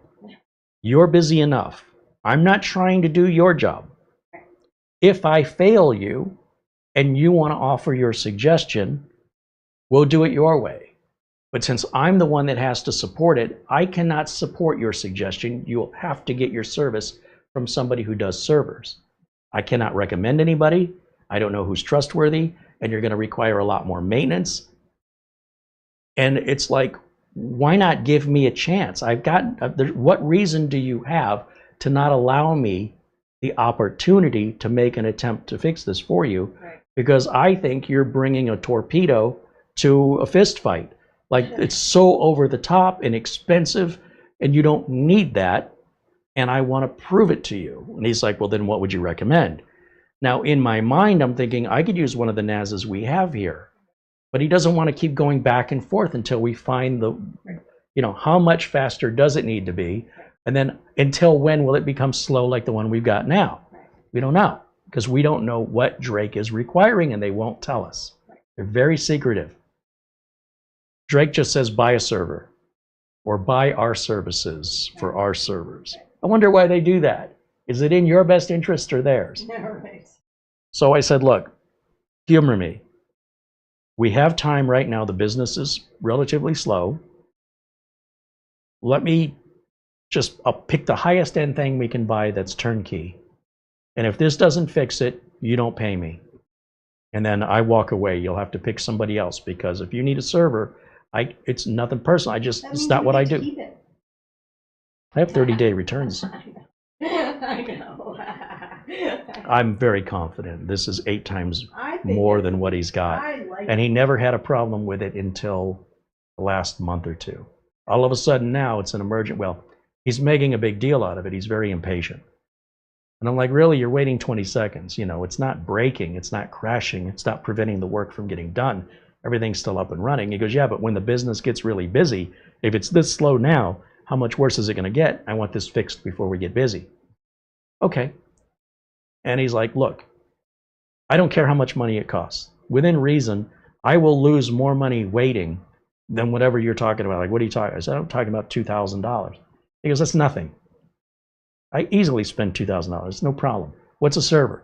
I go, you probably, with the server installation, configuration, and you're probably looking $4 or $5 grand. Yeah, that's nothing.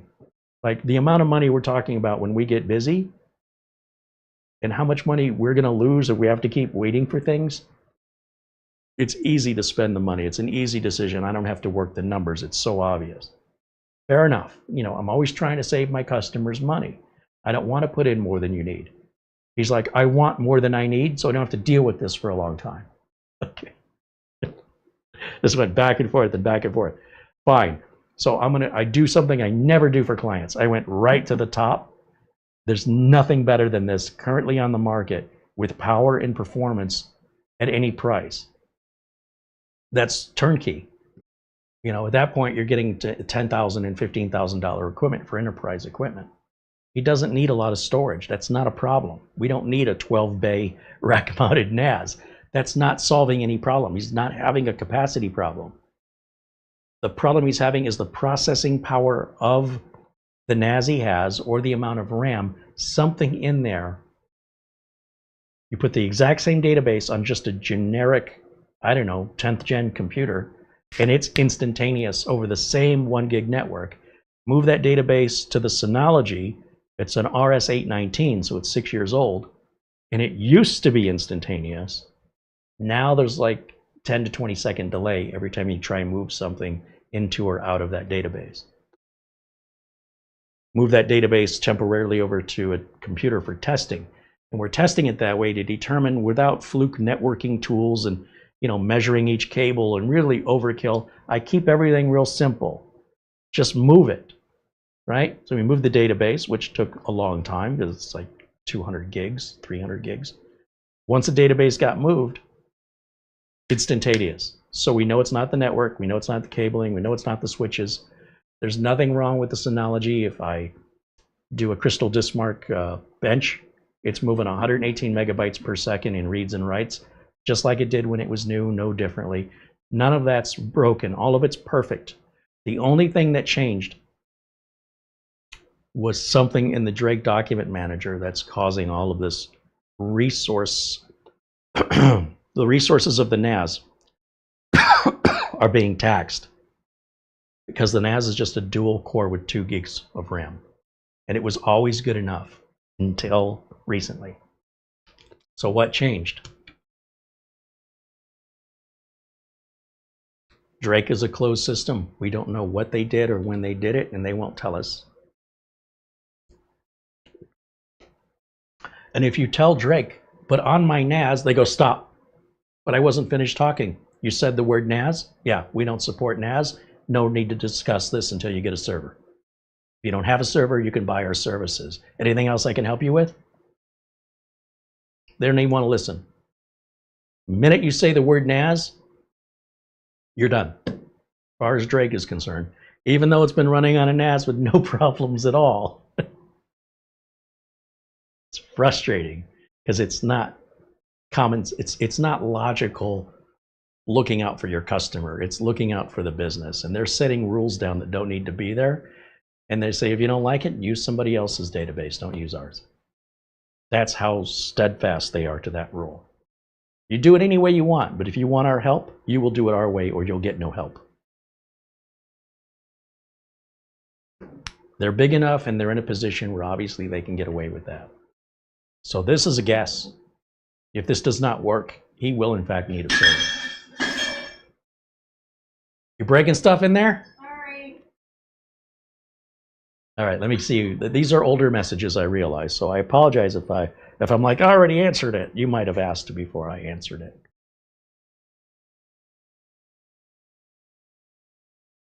Andy said he's happy with his TerraMaster. Well, I mean, a lot of people who have TerraMasters are happy with them.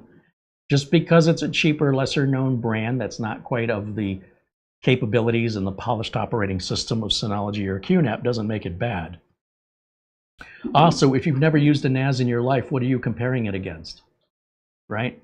And then, of course, how are you using it? Because if you're using it in a limited way or in a certain way where there's no difference regardless who makes it.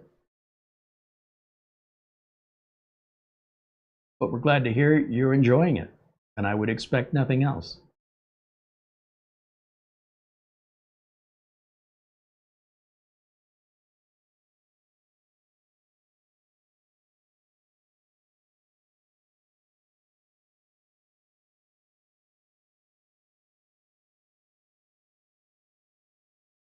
Phil Stott said, it looks like this uses ZFS. You know, that's a great question. I don't recall selecting my operating system. I like BTRFS. I've never used ZFS, and ZFS is like the next step above that, and that's about all I know about it.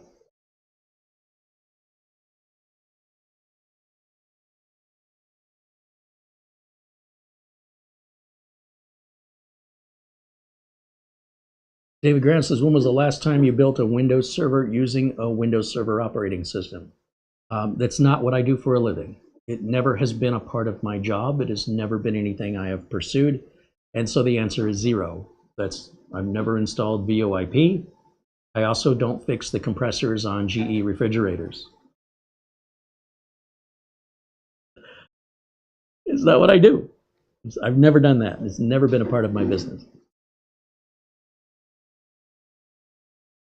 I usually retire servers and take them out and replace them with NASs. Now, if you ask me how many of those I've done, it's about a half dozen, maybe a little bit more. And we've never had to go back. In fact, this client had a Linux server, and it was just a nightmare. And part of that nightmare was I don't know anything about it. And he's saying, well, who do you know that does? Well, at the time, nobody. So you're on your own. And then he'd call these companies, and some were more expensive, and some were better than others. And he finally got fed up with it and said, okay, what would you do? Because I kept telling him, don't use that. And he wasn't listening. Then he finally had enough, spent enough money, went through enough companies, and said, what do we need to do that you can support it that'll solve our problems? I said, put in a NAS. Which one? I got it from here. That's all I needed from you was to cooperate. And they've been fine ever since until recently. And that was, well, if it's a Synology 819, and they had a Synology, I think, 816, it's been 10 years. Now he's talking about going back to a server. I think he's forgotten, and I reminded him. I said, remember when you had a server? I don't think he remembers. I tried to remind him. I said, it's your business, it's your money, but I can't help you if you go that way. This is where we will part ways.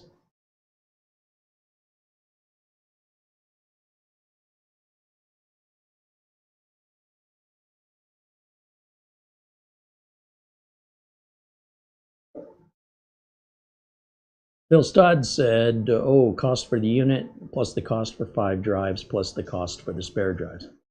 Really, you only need 1 spare drive.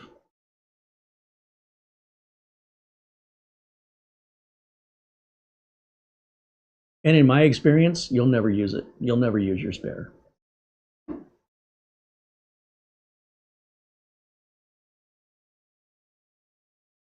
But you know, it's like the spare tire in your trunk. Have you ever used yours?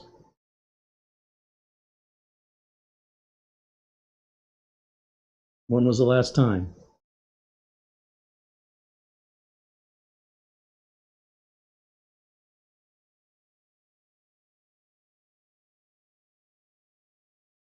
And he says, I made the NAS mad. Do that. Dustin Fuller joins us, says hello. There's Gary Tatum saying hello in the chat.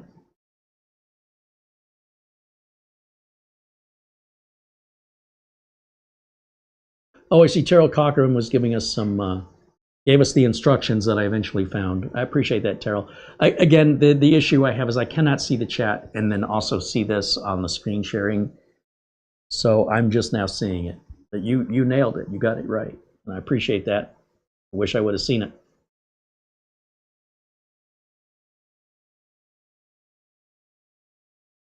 Barry Klein said one of the options on the screen was something like ZFS profiling. So maybe you could click it and see what it said. You know what? I want to see what file system we have. David Graham says, how does it tell you which drive failed? A couple of different ways with QNAPs. You'll notice on the front of this drive, it doesn't have a light for every single drive, right? Oh, it does actually. There are little green lights in there. And so those lights will either flash or turn red. That's how you'll identify it. But if it didn't have lights, it shows you a picture of the drives when you log into it, because the unit will be on, and I can log into it and see there's a little diagram. I'll show you, because we're going to go in here anyway. So let me jump back over to our desktop over here. Is that going to work? No, that's display capture. Where's my window capture? That's the one I wanted. Okay, so when we go under our storage area, which is under storage and snapshots, and we click on storage, whoops, okay, and it gives us the details of each drive, 1, 2, 3, 4, and 5. They're green just like the LEDs. If we look individually at what the disks are, we have details of the health information of each drive individually, right? Drive 1, drive 2, 3, 4, 5, etc. And if we go to, let's see, NAS and enclosure, no, disks, it's in here somewhere. If you had multiple NASs here, you could monitor all of them without having to open a separate browser tab for each one. It'll cycle through them here. We only have one.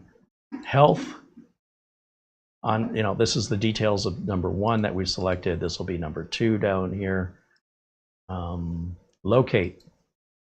Disk LEDs are blinking. So that if you hit locate, will blink the LED. In fact, if I, let's come back over here, go back to camera 1.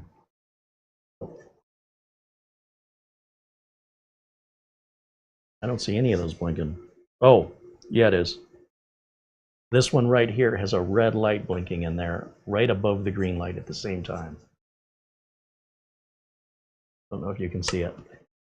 But there's also a diagram that comes up on the QNAP software. So let me go back. And it'll just leave that blinking until you click OK. I appreciate that it didn't time out before I have a chance to look. Let's see.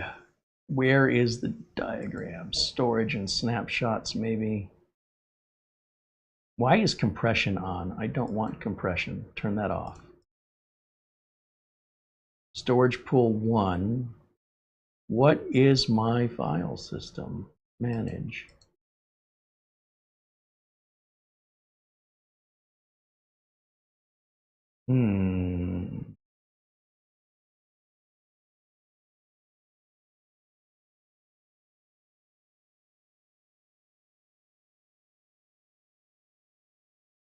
It's nice that it has the anti-wear leveling. This is unique to SSDs. It doesn't apply to hard disk drives. Definitely want that on for extending the life of your solid state drive. ZFS pool profiling tool.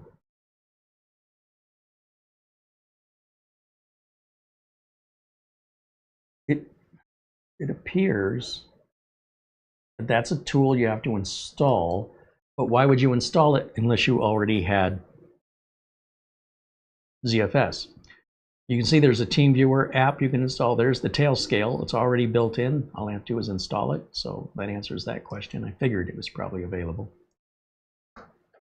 Let's see.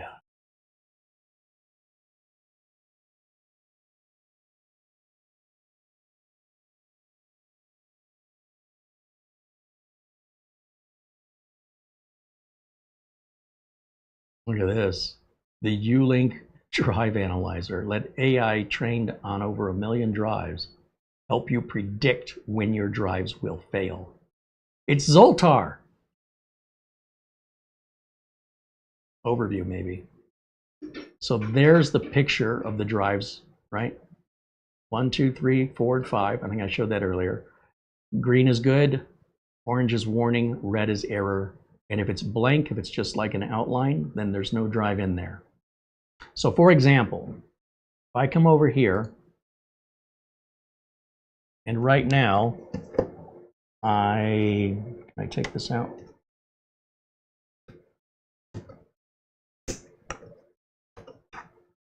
Let's just pop a drive out. Let's take out drive 4. That would be the same as a drive error, or similar in that the NAS is gonna probably beep and let us know there's a problem. There it is.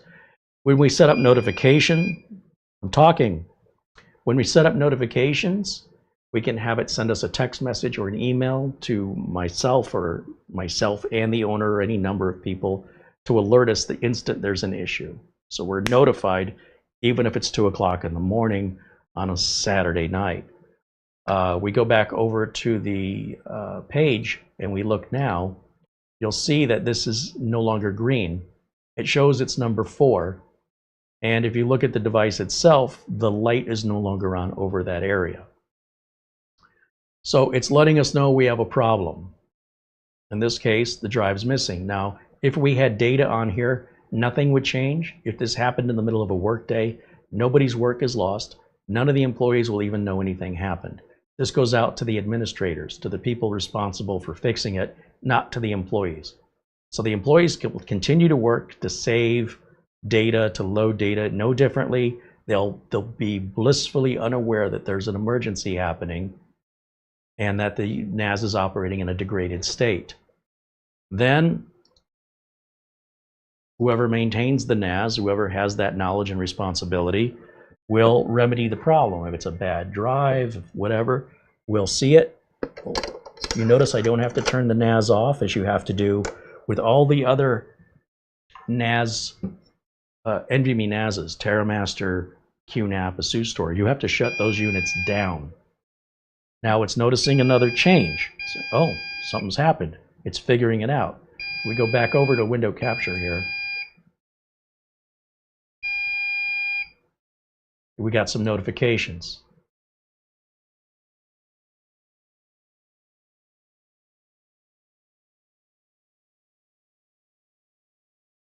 So it's telling us everything is good now. It doesn't happen instantaneously. You need to give it a second because since nothing's changed, there's no rebuilding that has to be done. Initially, it defaults that it needs to rebuild, but it says, oh, well, we don't have any data on here, nor did we change any data on here. So it hasn't changed since it was removed. Everything's happy. And it should probably tell us in the notifications.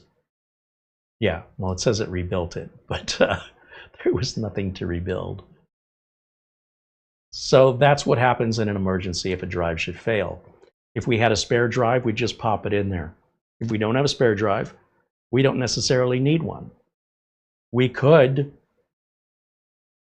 risk it, run on 4 drives. When we send the other drive back under a 5-year warranty, it'll take about a week. Then Samsung will send us back a replacement, which will be brand new. And as long as nothing else fails, we pop it in and we never needed the spare drive, but it'll be about 2 weeks that we will no longer have a spare. If we put the spare on the car and we're driving on the spare, we don't have another spare if we get another flat. So if I don't get to the tire shop in 2 weeks, I better hope I don't have another flat in 2 weeks.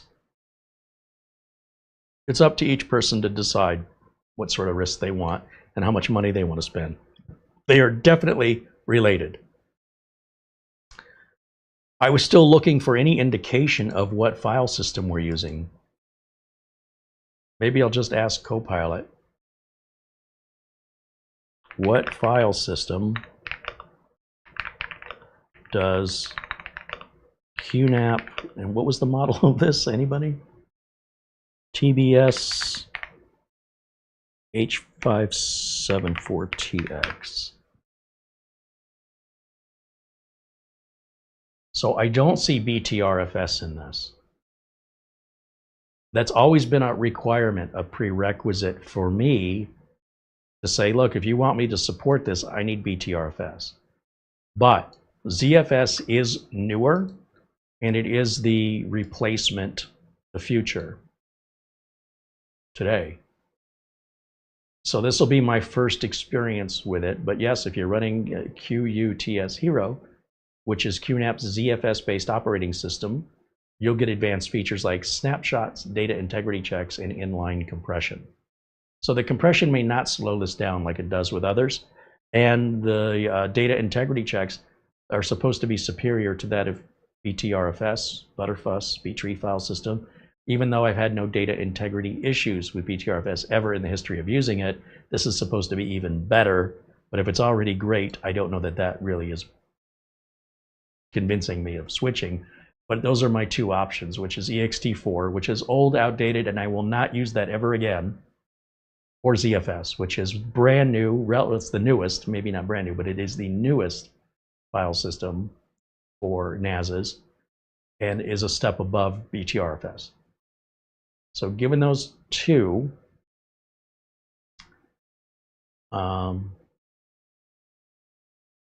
QNAP standard OS optimized for speed, QUTS Hero.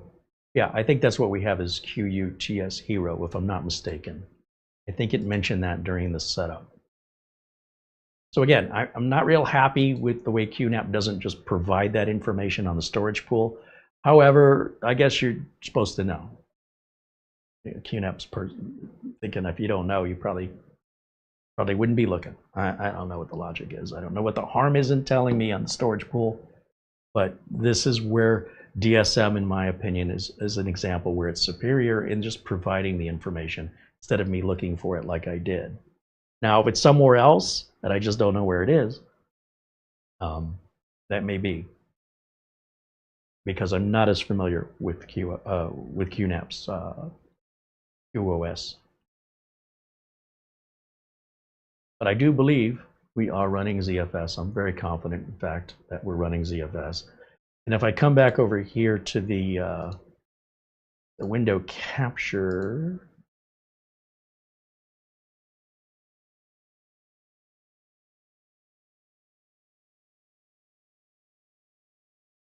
now remember, I'm plugged into a 2.5 gig network. All right, so if we copy some files like some of the video YouTube files, like this video I'm making now is being recorded. These end up being very large video files. They take up a lot of space. And right now they're stored on the streaming computer until it starts getting full and I move them off to my NAS. So just out of curiosity to see what kind of numbers we get on this, let's see. I'm just going to check one other thing here, just maybe like applications, no. Main delegated user, no. This is the notification center. This is where you'll set it up to alert you about things and security. You can control power backups, check for firmware updates, hardware settings. You can turn off those LEDs or turn on a specific, you can turn off the LEDs or lower their brightness. You can disable the power button so no one can shut this NAS off by hitting the power button. You can disable those audio alerts if they drive you crazy. It's in Spark fan mode, but you could also control this if you want to. I recommend you leave it alone, but what do I know? And you can install expansion cards, I guess. And we don't have any. Interesting. Under general, no, it's not under here. System status.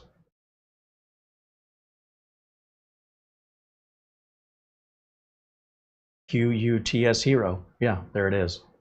That is what we're running. Network status.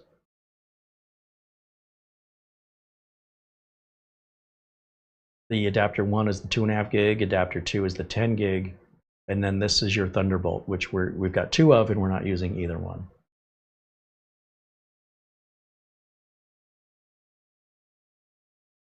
Not sure about this antivirus service, but we are running a malware service. You saw that happened automatically.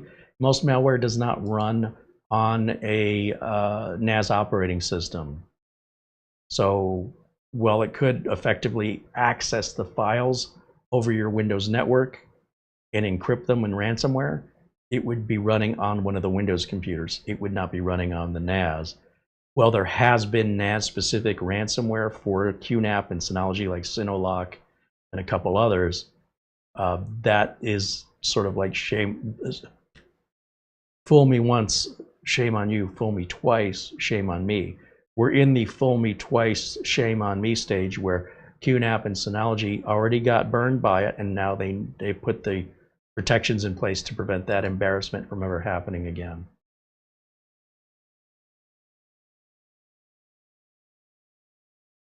So, okay, let's go back to camera 1. Let's see how I want to do this. I'm going to turn on my display capture so you can see everything that I see. So hold on a minute, we're going to get that video loop, get that out of the way. Click on my yellow folder, we're going to go to videos, and these are all previous recordings, including the one it's making right now. This is today's broadcast being recorded as the date represents. We're going to grab all of these, which is a total of how much stuff is this? This is a total of 232 gigs of data. Right click and copy that. We're going to browse the network and find server 3 under the public folder, and we'll hit paste.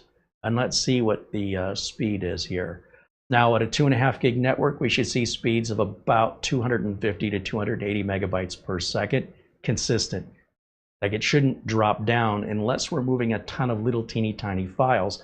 Then all of the file administration, file and folders being created, all that sort of, what do you want to call that? That organization is going to slow your speed down significantly as the operating system has to keep creating these little folders and adding to the file tables, and it takes much longer to move smaller files. I mean, we are locked in at 279 megabytes per second, which is damn good. And it'll do this consistently. It's not budged. I mean, that is good. That's really good. Even on the Synology NAS, we'll see this number bump around a little bit, and that's, again, with mechanical drives. With solid state drives, and we're the only ones accessing it, we have saturated 2.5 gigs. I mean, that is 2.5 gigs. So now here's my next question. What if I actually plug it into the 10 gig side of the router? The only reason we're at 2.5 gig is the router that we've plugged it into the port on is on the, it's got two 2.5 gig ports and two 10 gig ports. I don't normally need the 10 gig, so let me grab a different cable. Can't use that one. Where's my other one? It was a random chance that I grabbed the wrong cable. I have one 2.5 and one 10, and the blue one is 2.5 and the black one is 10. So on the floor, I have a black network cable, and I'm probably standing on it. Yep, that's exactly what I was doing. So here's what I'm going to do. I'm going to pause this for a second. I'm going to unplug the network cable from the QNAP, which is probably going to beep at me, so it's no longer on the network. So the blue cable's been removed. I'm going to plug my black network cable into the 10 gig port, and we're going to give that a minute to get back online.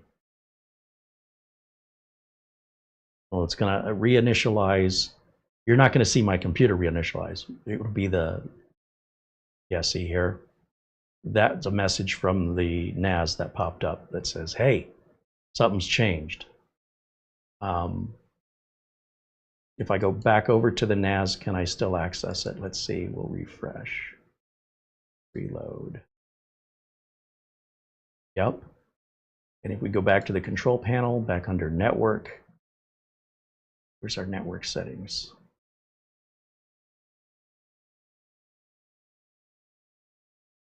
Actually, I think it's under, like under system. I'm so unfamiliar with how they laid this out. Network. I should see the status of the adapters. Well, regardless, I think we're connected at 10. There's one way to tell for sure, though, and that's just to pick that copy back up. Where did my copy go? And let's unpause it. So remember, we were at what, 280? Now we're on the 10 gig network. So at 10 gig, we should be able to move, if it were possible, 1,000 megabytes per second, or 4 times faster. However, it just dropped to 0. It was working for a minute and then it just stopped. And likely because it didn't like me pausing it like that and then switching the network over. And now it's maybe confused, but it will recover and realize what's going on here in a minute. Now, the other thing is, at those speeds, we're also going to be generating a lot of heat on the storage drive. So dropping it down at this 280, we're back to 2.5 gigs again for some reason. I don't know why. This should be, we're likely not going to hit a gig, but this should be somewhere between 500 and 800 depending. So I'll tell you what I'm going to do. I'm going to close this for a second. And the reason is I want to come back over here and look at my temps. Actually, the temps are going to be, wait, what's this say? Adapter 2, okay, that's fine. I've not created any notification rules. You definitely want to do that before you deploy it. But that's going to be all personal information, email addresses or SMS text messages that you want to send to your own private destinations. Storage and snapshots. Let's go back to storage. Okay. And disks. Now, I do believe we are connected at 10 gig. I'm pretty sure we're on 10 gig. And I'm curious about our temps. So we're at 56. That's fine. That's a normal idle temp. So we're going to go back over here, and I'm going to hit paste again. Let's see what it does this time.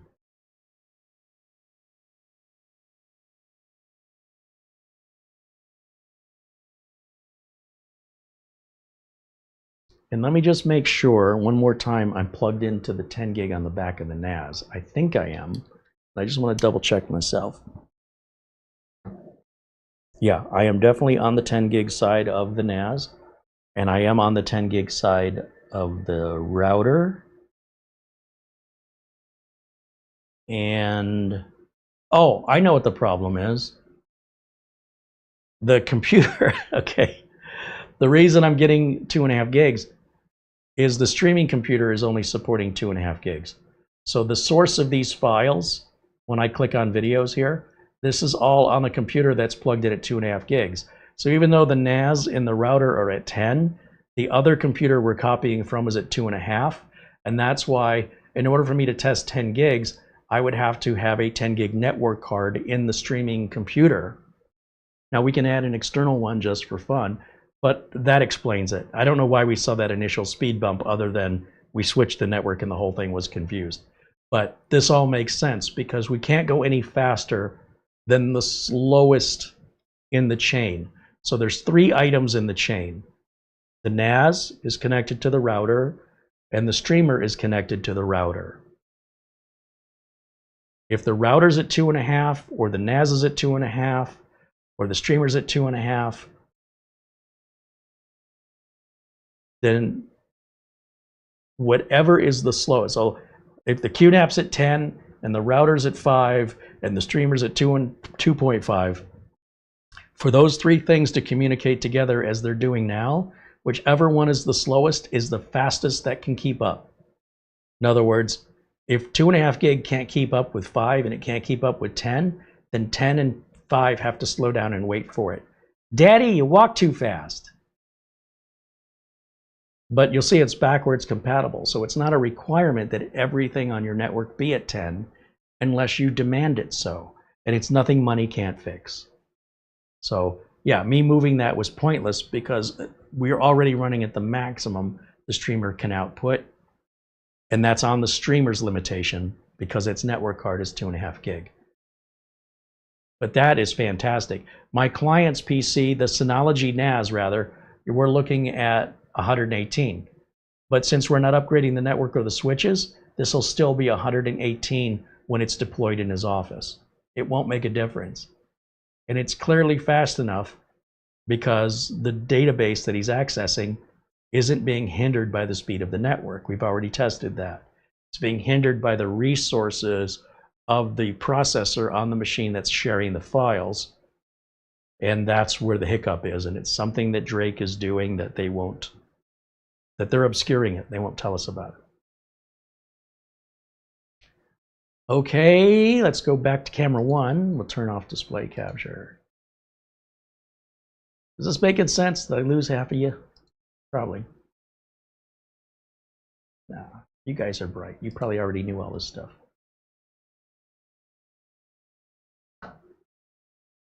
Bill Stott said the leg bone's connected to the knee bone. And it's true. Yes.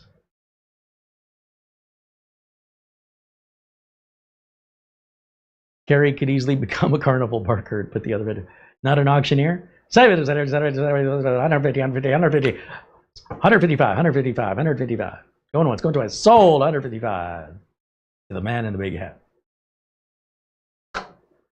That's the benefit of being from Michigan.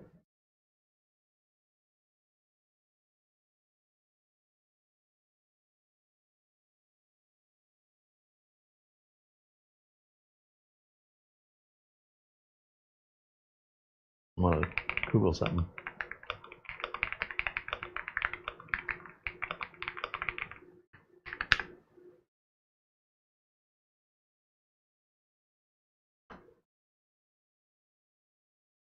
Had a theory, didn't pan out. Never mind. You know that guy that used to do the really fast talking on the FedEx commercials 20 years ago? Saying, where's he from? New York. Oh, never mind. David Graham said you could just add 10 gig USB networking to everything. Yeah, the 10 gig adapters are about $130 to $200 a piece. They run really hot and take up a USB 4 slot, which a lot of people don't have a USB 4.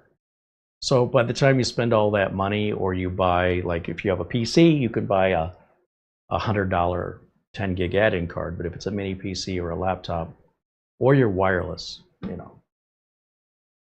But yeah, nothing money can't fix regardless.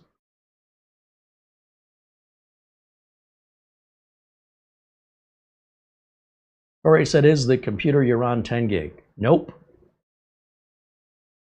Nope, I think Corey was ahead of us on that one. I got there at my own time, but that would explain it.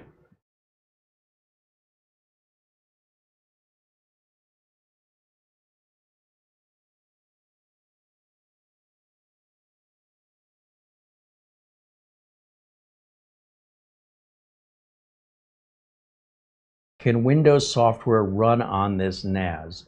Not that I'm aware of, but I don't know. I mean, I can ask Copilot, but I don't think so.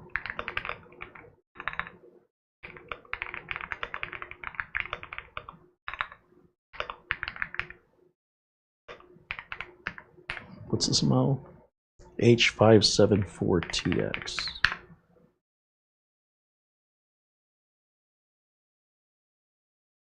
You can use virtualization on the NAS to create a Windows environment, and you would do that by running,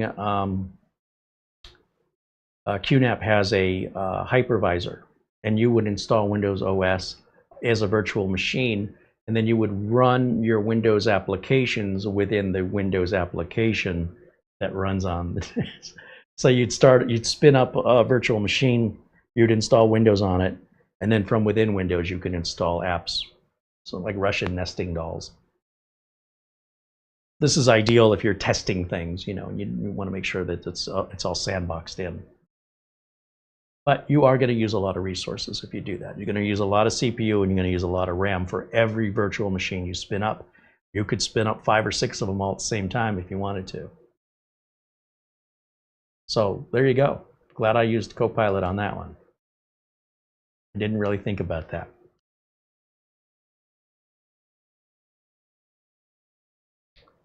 Lawn Dog said, do I think this Drake company needs to invest in upgrade but doesn't want to because of the expense? How would I know? I mean, let's say you start a company, Long Dog's Company, and I say, don't you think you should upgrade, or are you not doing it because you don't want to spend money? You're a privately owned company and you don't answer to anybody, and how offended are you going to be that some backseat couch quarterback is going to assume they know anything about the intricacies and complexities of running a company when they don't even know what your company does? So I would suggest that if you were in the shoes of them, and this is true of any privately held company, the answer is none of your business. The answer is, if you don't like it, go somewhere else. They're in a fortunate position that there's not a lot of competitors in their marketplace. It's kind of like YouTube. There's not really any competitors for YouTube. There are alternatives to YouTube, but none of them come close to the viewer numbers and the reach YouTube has that people are using. So websites like Rumble and Odyssey and now Spotify trying to get into the act, they just can't get the audience. But that was true of MySpace until Facebook came along. So these things are usually temporary. So let Drake enjoy their day in the sun, and eventually they will change their ways, or a competitor will. But right now, think of Amazon AWS. Amazon makes more money from AWS than any other venue. So whatever they sell, you know, when you're buying from Amazon, they're not making much money off of that. Not by comparison, it's basically condensation in the bucket. The reason why Amazon made so much money with AWS is they had no competitors for 4 years. In 4 years, the entire landscape belonged to them with nobody competing. It was just, they were collecting money faster than they could print it. The competitors came along, and Amazon is, you know, had to be more competitive as a result, and they still make more money with AWS than anything else. Microsoft makes more money in Microsoft Office than they've ever made on their operating systems. They actually lose money on their operating systems. But without the operating system, they can't sell you anything else. So if you ask, when you look into the complexities of how these companies run, Microsoft is a publicly held company.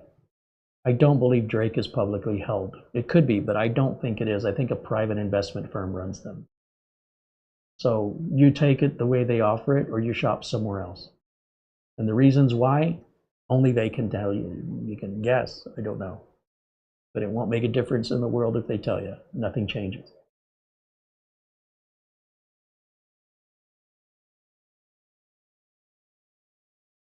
Would a storage drive speed affect the transfer speed? Not likely. They're only running ×2. So the NVMe drives I put in there are generation 3s that can run up to 3,600 megabytes per second if they're put in a ×4, like a motherboard. But we have 5 of them. You show me a motherboard that can run ×4 at the latest generation of, you know, you'd be lucky to get one that runs a Gen 5. So again, the oversimplification of how data transfers and how lanes work results in these questions that should be pretty obvious if you understand the technology, which is that the limitation is on the interface itself, not on the drive. So even if you bought, and I don't know where you would find drives that run at ×2 speeds, it'd still be basically running the same speed it's running now. So there's no sense spending extra money on faster drives. The drives we put in there are only running half speed. But it's half speed ×5. You understand? So your total combined is much greater than any single drive you can buy. And that would just be one, and you can't have a RAID with one drive. There you go.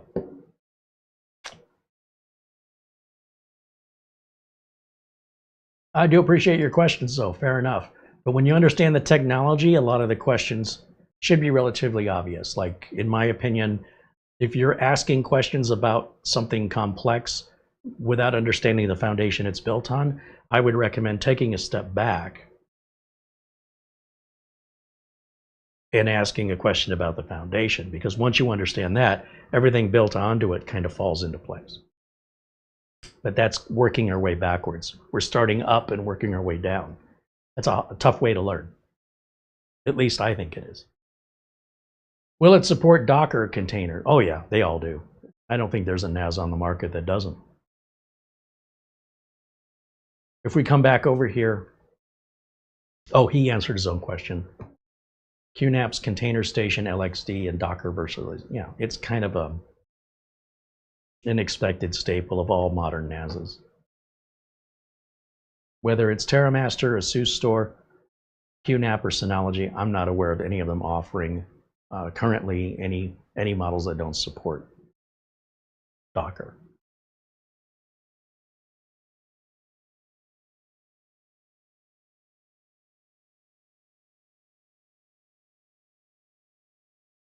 Coreyman said, my ASUS Tough Gaming motherboard, this makes my example here, has a PCI 5, just one, and a PCI 4, 2. So when you add up the number of lanes, add up the number of lanes here. The number of lanes here is 2 lanes times 5 for a total of 10 lanes. If each one of these lanes were 4, we could get double the speed, but it would never output that to the network, so what would be the point? We'd also have more of a cooling problem. The drives would potentially cost more money, and we'd have to have a more expensive processor that could handle that many lanes. So if each one is 5, we'd need 20 lanes just for traffic. You're likely looking now at a much higher end processor, and you're starting to look at like really high-end desktop processors, which are very expensive, very difficult to cool. And then you guys would say, but why is it so expensive? So that's why it's common. It's just, this is what you get if this is what you want. Remember, it's also got the Thunderbolt ports that we can use at the same time as well. So you keep adding money onto this, and you know, you want a $10,000 NAS, they do sell those. But you know, it is priced based on how much can we give you for the price without making it too big, too expensive, and ooh, got hot, and without making it you know, really big and loud and power hungry. This is relatively low power when you think about what we're doing here and what a traditional NAS with mechanical drives consumes in electricity, like data centers, an example. This is sipping on power. So we have to pick where the balance is between power consumption, heat, how fast the network is anyway, how big the unit's going to be, how much it's going to cost to build it, how many people are going to buy it at that price, what's your potential number of customers. Ferrari famously, so it's told, when they're coming out with a limited edition car, they will essentially pre-order, you know, before they're even made. They kind of gauge how many people would buy this car. It's a $2.5 million car. Not many people are going to buy it. It's pretty much for an investor. They might want to drive it around a track or something, but mostly it's going to sit in a garage so they can sell it for $5 million in a few years. Limited edition. How many buyers do we think would buy this $2.5 million car? If that answer is, I don't know, 300 people, then they're going to make 299 cars. They're not trying to sell the most cars. They're trying to keep the price up and the demand up, so there's always somebody wanting. And so if they say, yeah, there's definitely, you know, 300 of these cars we could sell at $2.5 million around the world, that would be the size of customer base that we would have. That's not what this is. They're trying to make this affordable for everybody who needs the most amount of power. And this is the most amount of power. Synology doesn't make anything like this. TerraMaster doesn't make anything like this. ASUS Store doesn't make anything like this. So they've got a unique offering here in both its platform, footprint, design, what it's capable of, how much power it has, the Thunderbolt, the 10 gig networking, all of that adds money, money, money, money, money, money. And at some point, you've got to draw a line and go, okay, anything beyond this is going to hurt us. Anything below this puts us too close to our competitor. That's also going to hurt us. And this is a line that never stays in the same place depending on what your competitors respond with. So everything is of the moment in the current marketplace. The marketplace shifts and changes.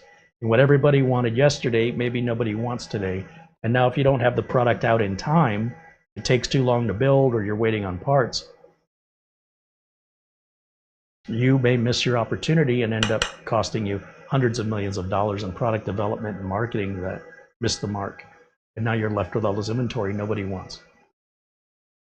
So there you go. That's the logic of it all. Now these fans have really cranked up, and I'm curious what it's doing, because it shouldn't be doing anything. It should be idling. So I want to jump back over here and just take a look under our video capture. And what does it do?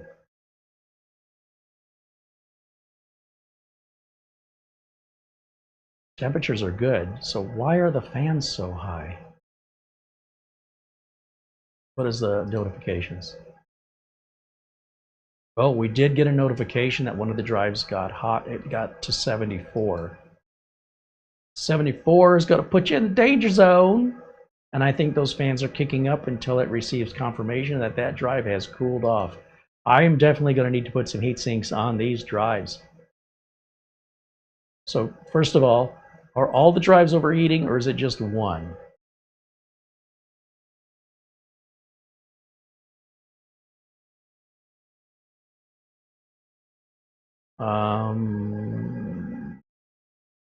Which drive is affected?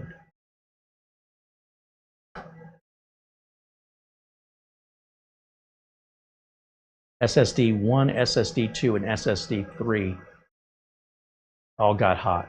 4 and 5 didn't. And because they're all right next to each other, when one gets hot, the two surrounding it on each side will get hotter from the environment around them being hotter. So which one is the cause? Probably, my instinct wants to say the one in the middle, but 1 and 2 were not as hot as number 3 was.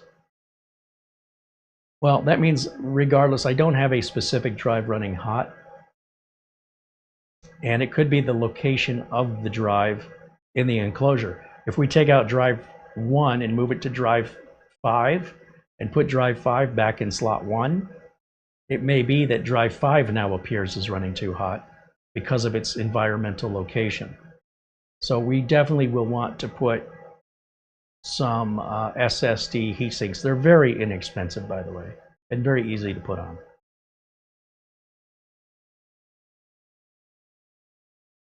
Would be curious what our resource monitor looks like here. Yeah, they're going to run 10,000 RPM. That's why they're so loud. System's running nice and cool. We're only using 1% of our CPU, 11% of our RAM. Okay, now the fans are quieting down. This is what they're supposed to do. And if they're doing it too often, you know, again, we'd simply order some heat sinks. So to do that, I'd open another browser tab and just look at Amazon to see what our choices are. So we can look at NVMe heatsink, low profile. Yeah, even something as simple as this. And sometimes they sell them in multi-packs. Multi-pack. Yeah, here's, but I'm not using those rubber bands because those dry out and break, as I've learned the hard way with TerraMaster. And TerraMaster slots their M.2 slots so close to each other, there's no room for anything on the edges. So we're kind of stuck with the rubber bands, which really bothers me on the TerraMaster, because they just broke, and they will break. It's elastic rubber. Just give it enough time, it's going to crack and break. You're going to start getting overheating errors, and you're going to have to open up the unit because you don't have the easy slide outs that this unit has. And like this unit here, boy, that looks ideal. I can't really tell the height of it, but there might be in the specs how tall that is. That's a little bit expensive, honestly. I have some SSD coolers here, but I want to use the same one across all 5. I don't want to patch it together with what I have 2 of these coolers and 2 of those coolers, another one of this cooler. Whatever I pick, I want them all identical. But you can see they're as cheap as $6, $7. And this may be all it takes. Keeping it simple is usually, I found to be the best way to keep your life uncomplicated. You know, yeah, if you want it in silver or you want it in red, I mean, nobody's going to look at it. They're all going to work essentially the same. And you'll see the market for this is really on the game consoles. But the other thing we could do is we could probably search. I'll just ask Copilot. What is the best NVMe heatsink to use in QNAP TBS-h574TX?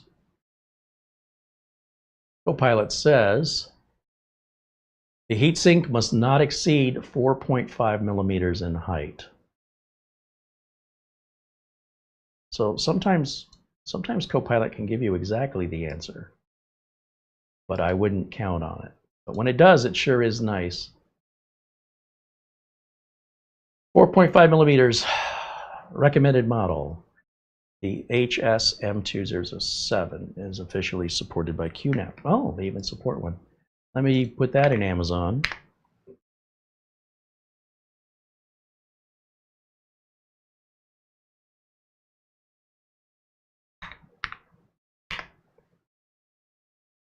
The HS must stand for heatsink. Nothing is coming up on my Amazon search for that. How about just a Google search? Oh, QNAP makes it and sells it. Interesting.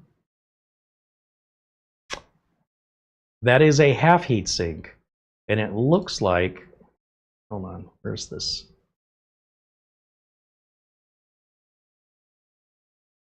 Drives like the Samsung 980 Pro may exceed the height. See, I was looking for that drive specifically. Many third-party heatsinks are too tall. If you're using double-sided M.2s, we're not. Okay, so if we look now over at, bring up my browser. This is what QNAP is offering, and these are just pretty much to sit over the controller. Usually the NAND memory chips themselves aren't what's getting hot. It's the controller, the part right up where the connector is that you're plugging in. That's usually where all your heat is. And I'm suspecting that's exactly why these heat sinks are so little, because you don't have to cool the rest of the drive. And it looks like, you know what?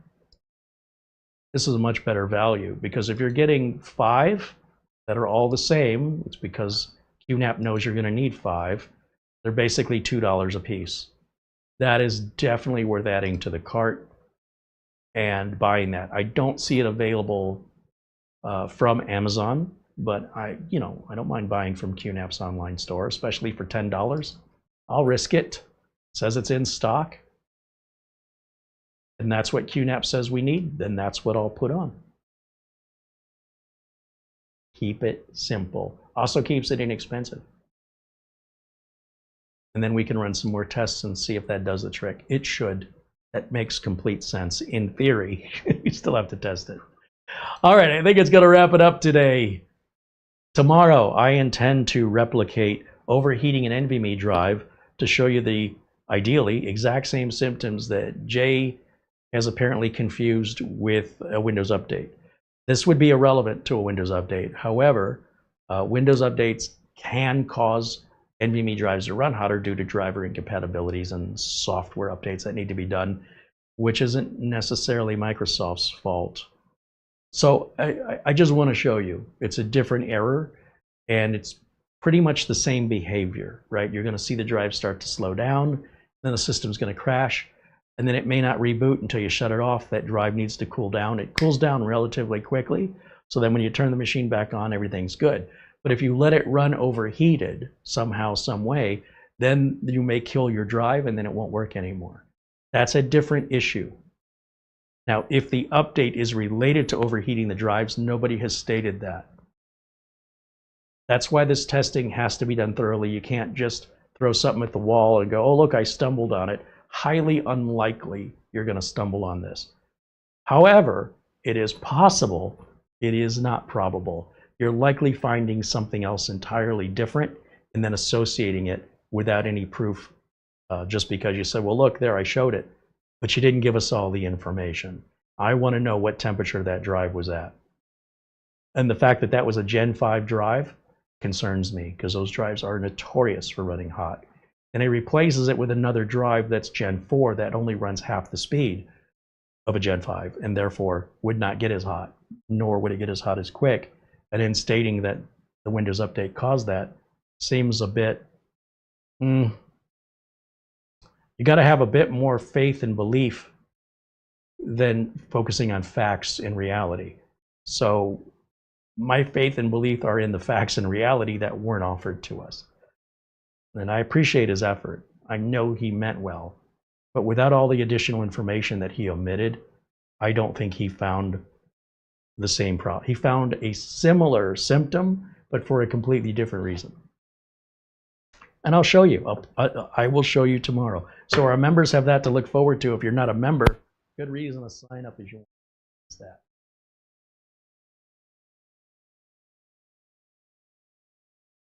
Eric says those people warning others about Windows 11 updates causing SSD damage have lost all credibility.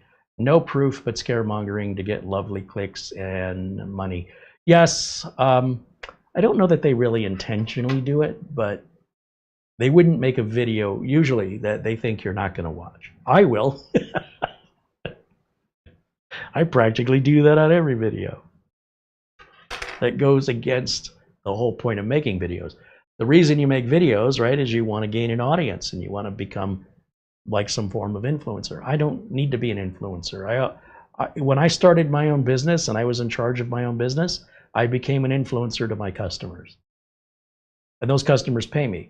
Being an influencer to strangers online who aren't contributing is not important to me. It's great. I have nothing against it. But I'm also not purposely driving to that end because there's no payoff for that. I still make the same amount of money. But when I'm helping customers, I make more money and hopefully get more customers. And hopefully we can grow the membership. And I treat all my members the same as I treat my paying customers. And the free viewers, I treat the same as a free customer. I'm polite, and there's a certain amount I'm willing to do for free. And beyond that, you have to pay me. Like any other business that ever existed on the planet. If what you're doing is making YouTube videos full time and you're deriving all of your revenue from YouTube, then it really doesn't matter what you make. You could make cat videos. You could make videos of, I don't know, whatever people want to see. It doesn't matter if it's true. There's plenty of AI videos showing completely fake, deep fake type content that's pretty obvious, that's got millions of views on Facebook Reels or YouTube Shorts over how silly and stupid it is. There's lots of that. And if you want to do that, go right for it. Just because you're making content on YouTube doesn't mean you know what you're talking about. And for us to assume it simply because in their mind they're right without providing, enough information that we can replicate it, it's more entertainment. I mean, clearly, if it's not that important to them to disclose all of that, then that's not their goal. Their goal isn't to disclose it. Their goal is to get your click. They're not doing anything wrong. The viewers are voting. Look at, here's a great example. Let me go over to, let's go over to YouTube. Actually, no, I don't want to bring it up over here. Let's bring it up in Microsoft Edge because I want to show you a clean, no history YouTube.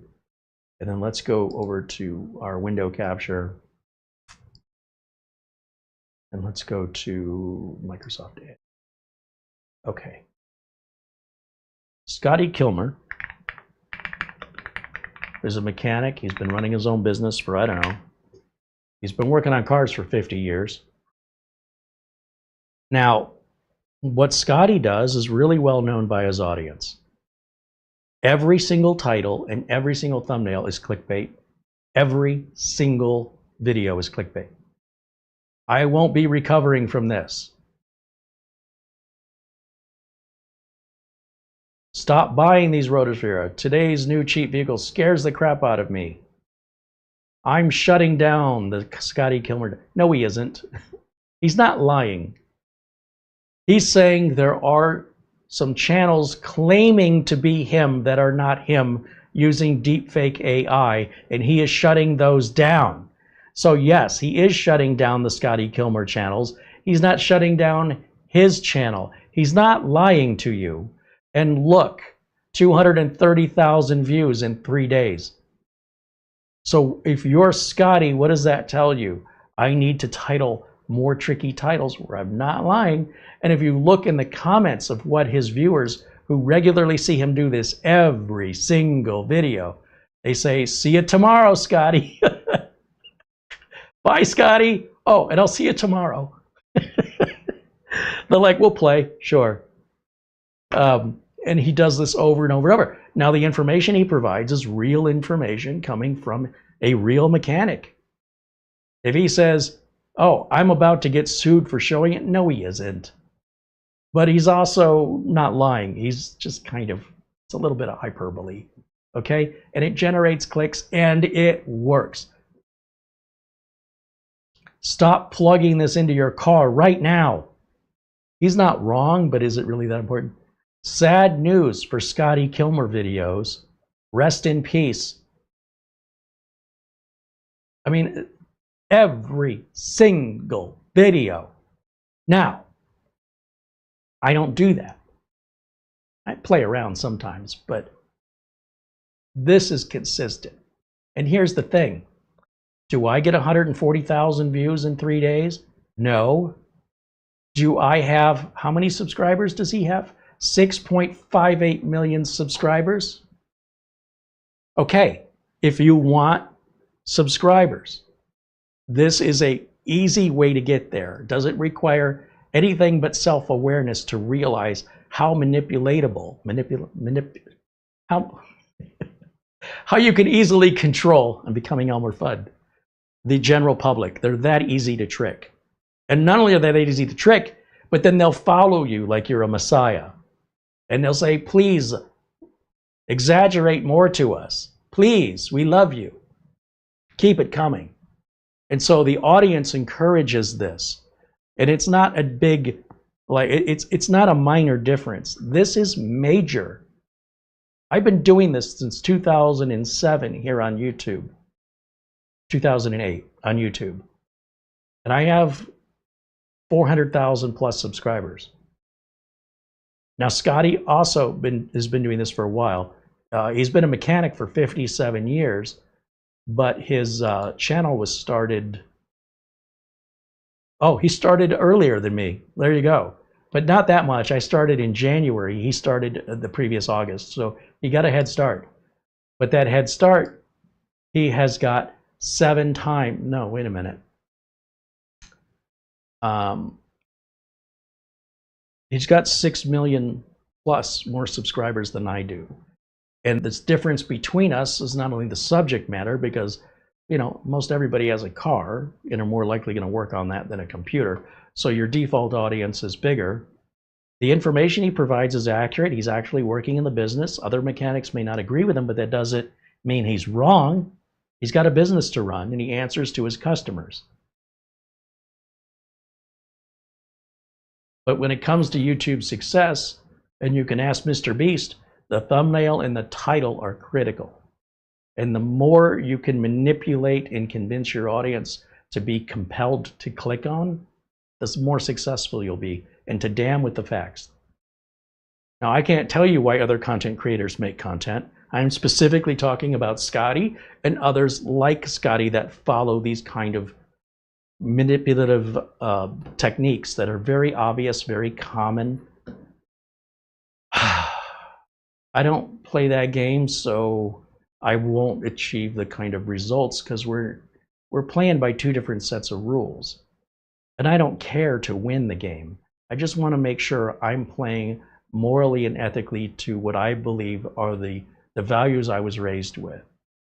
Scotty wasn't raised by my parents. Okay, so he's not necessarily a bad person or doing anything wrong. He's just looking at it differently. And this whole time that wasn't on the screen? Sorry about that. Yeah, so if you look at these videos here, 6.58 million subscribers, 7,000. He's got a lot more videos than I do. That's a part of it, making a lot of content. That much content is a lot for one person to do.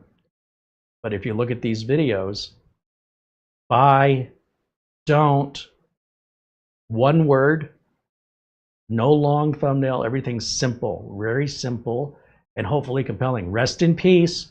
I won't be recovering from this. America's about to find out we just lost a car brand. Are we really? Game over. Bye. How many times does he say bye?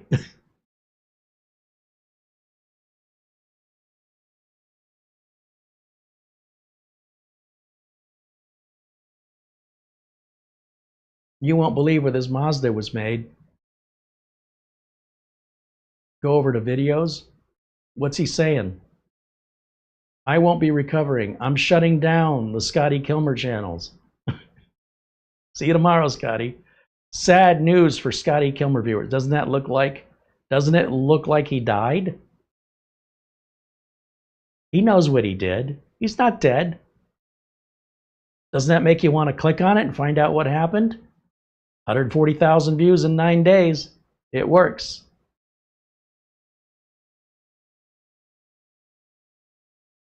A sad day for Scotty Kilmer. He did it again.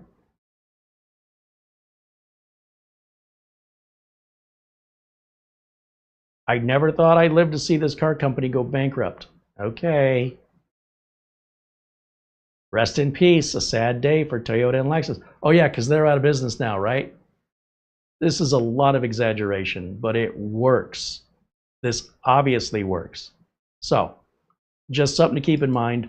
When other content creators make their content, they may have a different reason why they're making it. That doesn't make it wrong. If it doesn't align with your values, don't subscribe to them. Or adjust your interpretation of their motivation of why they're making their video. Don't necessarily take it as an unbiased, factual thing so much as an opinion piece based on their specific values or personal agendas. Anything that I'm able to describe to you that is an opinion, like this keyboard, I'll tell you about it, but I'm not going to tell you if you should buy it. I'll tell you where you can buy it, how much it costs, and what to expect. I respect you as a viewer enough to know that you can make your own decisions. And I'm not here to twist your arm and convince you to buy it. If you want it, buy it. If you don't, it's not for you. Nothing personal, it's fine. Doesn't hurt my feelings. So when I'm showing you fixes and when I'm debunking these myths, it's because you guys are getting lied to. You're being, the exaggeration and the misunderstanding from the people presenting the misinformation are not in the industry.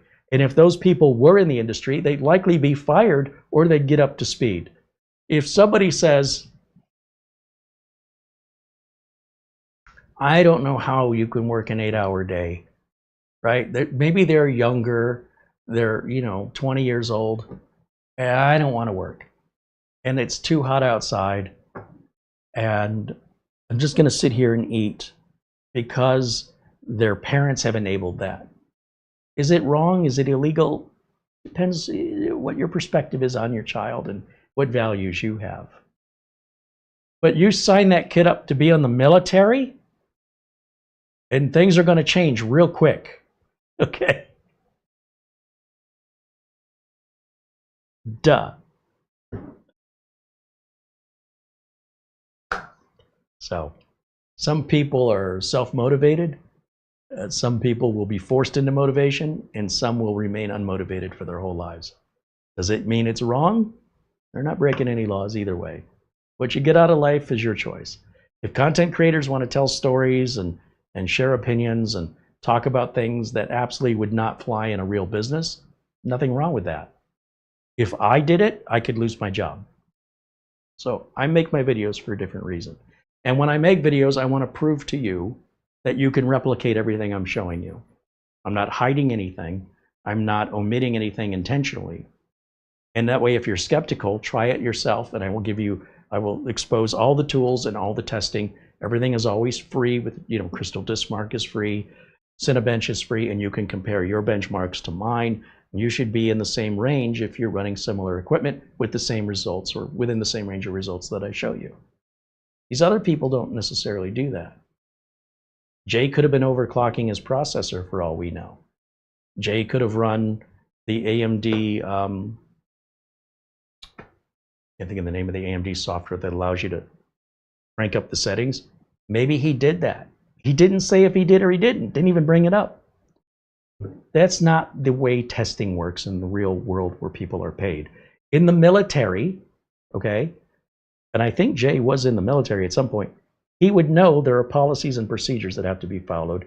If not, there's going to be consequences. But I think the military was a long time ago, and now he doesn't have to do that. And nobody can make him do that, and he's not necessarily doing anything wrong. I want to emphasize that. And I don't think he means any harm. But I'm going to tell you my version of that. If he's allowed to tell you his version, I'm allowed to tell you mine. That doesn't mean he's a bad person, and it doesn't mean I don't like him. I respect him. All the love in the world. Doesn't mean I have to agree with him and kiss his butt. I don't do that for anybody. I'm going to call you out, and you're going to either prove it or just say, I don't care, and walk away. And I think I know which one I'm going to get.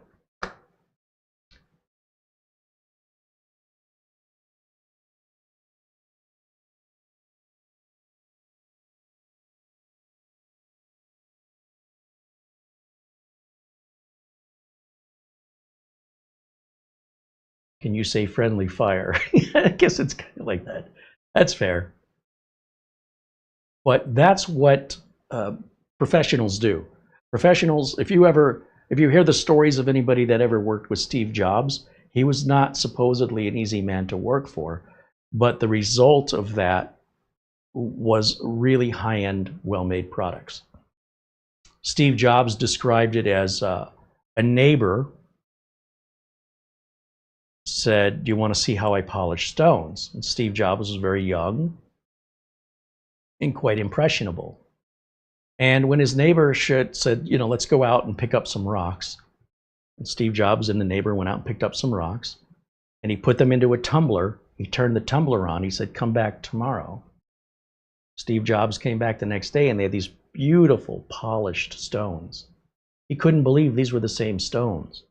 And he realized that that friction of everything banging up against each other resulted in beauty. And so he based his management style on having a lot of friction and fighting and arguing and making demands and being unreasonable to force his workers into working harder to make the best product possible. I don't agree with it, but it makes sense. It adds up. I do believe what he said is true, and that's likely how he learned it. That's a choice of management style, and people can choose to quit if they don't like it.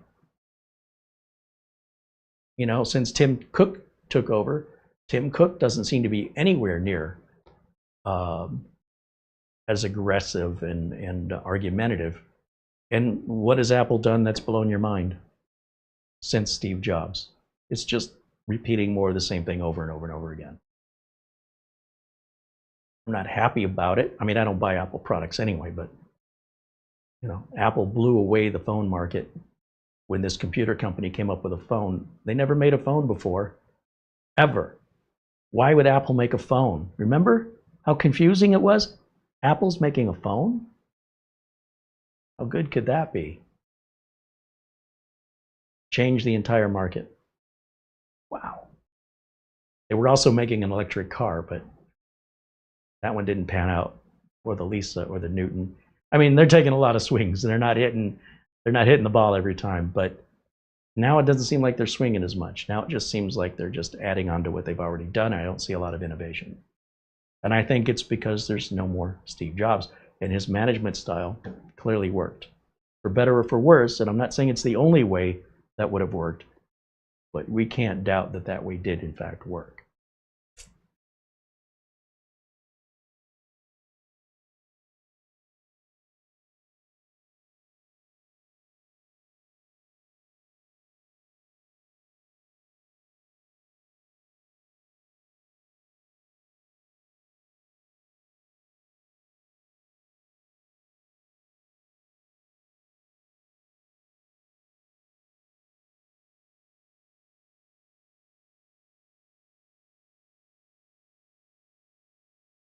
Rude Rabbit said, I like this unit. Thank you for your review and setup. It should work well for me as a home backup and media server. It's overkill. I mean, honestly, the cheapest Synology or TerraMaster would do that just fine. This is over the top. My only concern about a unit like this is its storage capacity. We've got 100 terabytes of storage in our NAS. This is 10% of that. So we're a little storage hungry here, and we're not even using half of it, by the way. But we are using, let's say, 40 terabytes. So in order for us to get 40 terabytes out of this, they don't make the drives yet. They will eventually, but if we had, if the biggest we can buy is 8 terabytes right now, we have 5 of those, and we put it in RAID 0 with no redundancy, I mean, at that point, I might as well just plug in an external drive. But when the drives get bigger, this will be more attractive to me. But then by that time, there'll be other NASs that'll probably be more attractive than this one is today.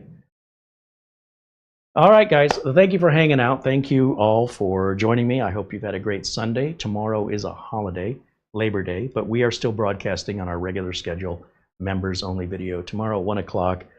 And I just want to check my phone here real quick. I want to see if I've missed anything.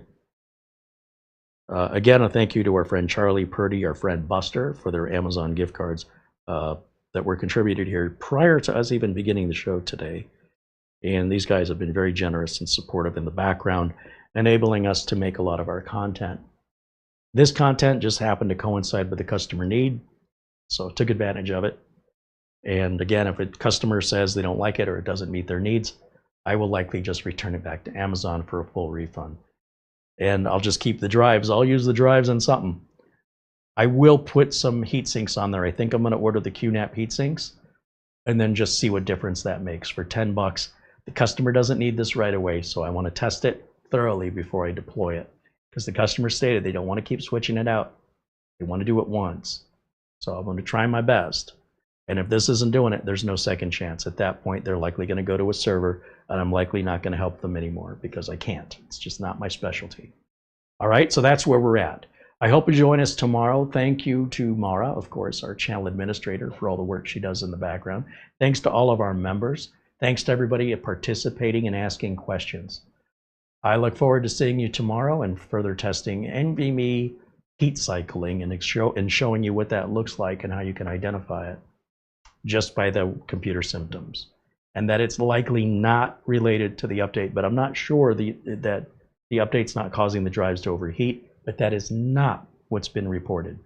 And what Jay did is not what's been reported. He did something different, and then he concluded that it's the same thing. Nobody else but Jay is saying that. So it doesn't mean he's wrong. It doesn't mean he's right. We need some evidence. We need some proof. And showing one thing one time without all the details, you have a data set of one. I'm just saying. But all the love in the world to Jay. Nothing personal. Just want the data.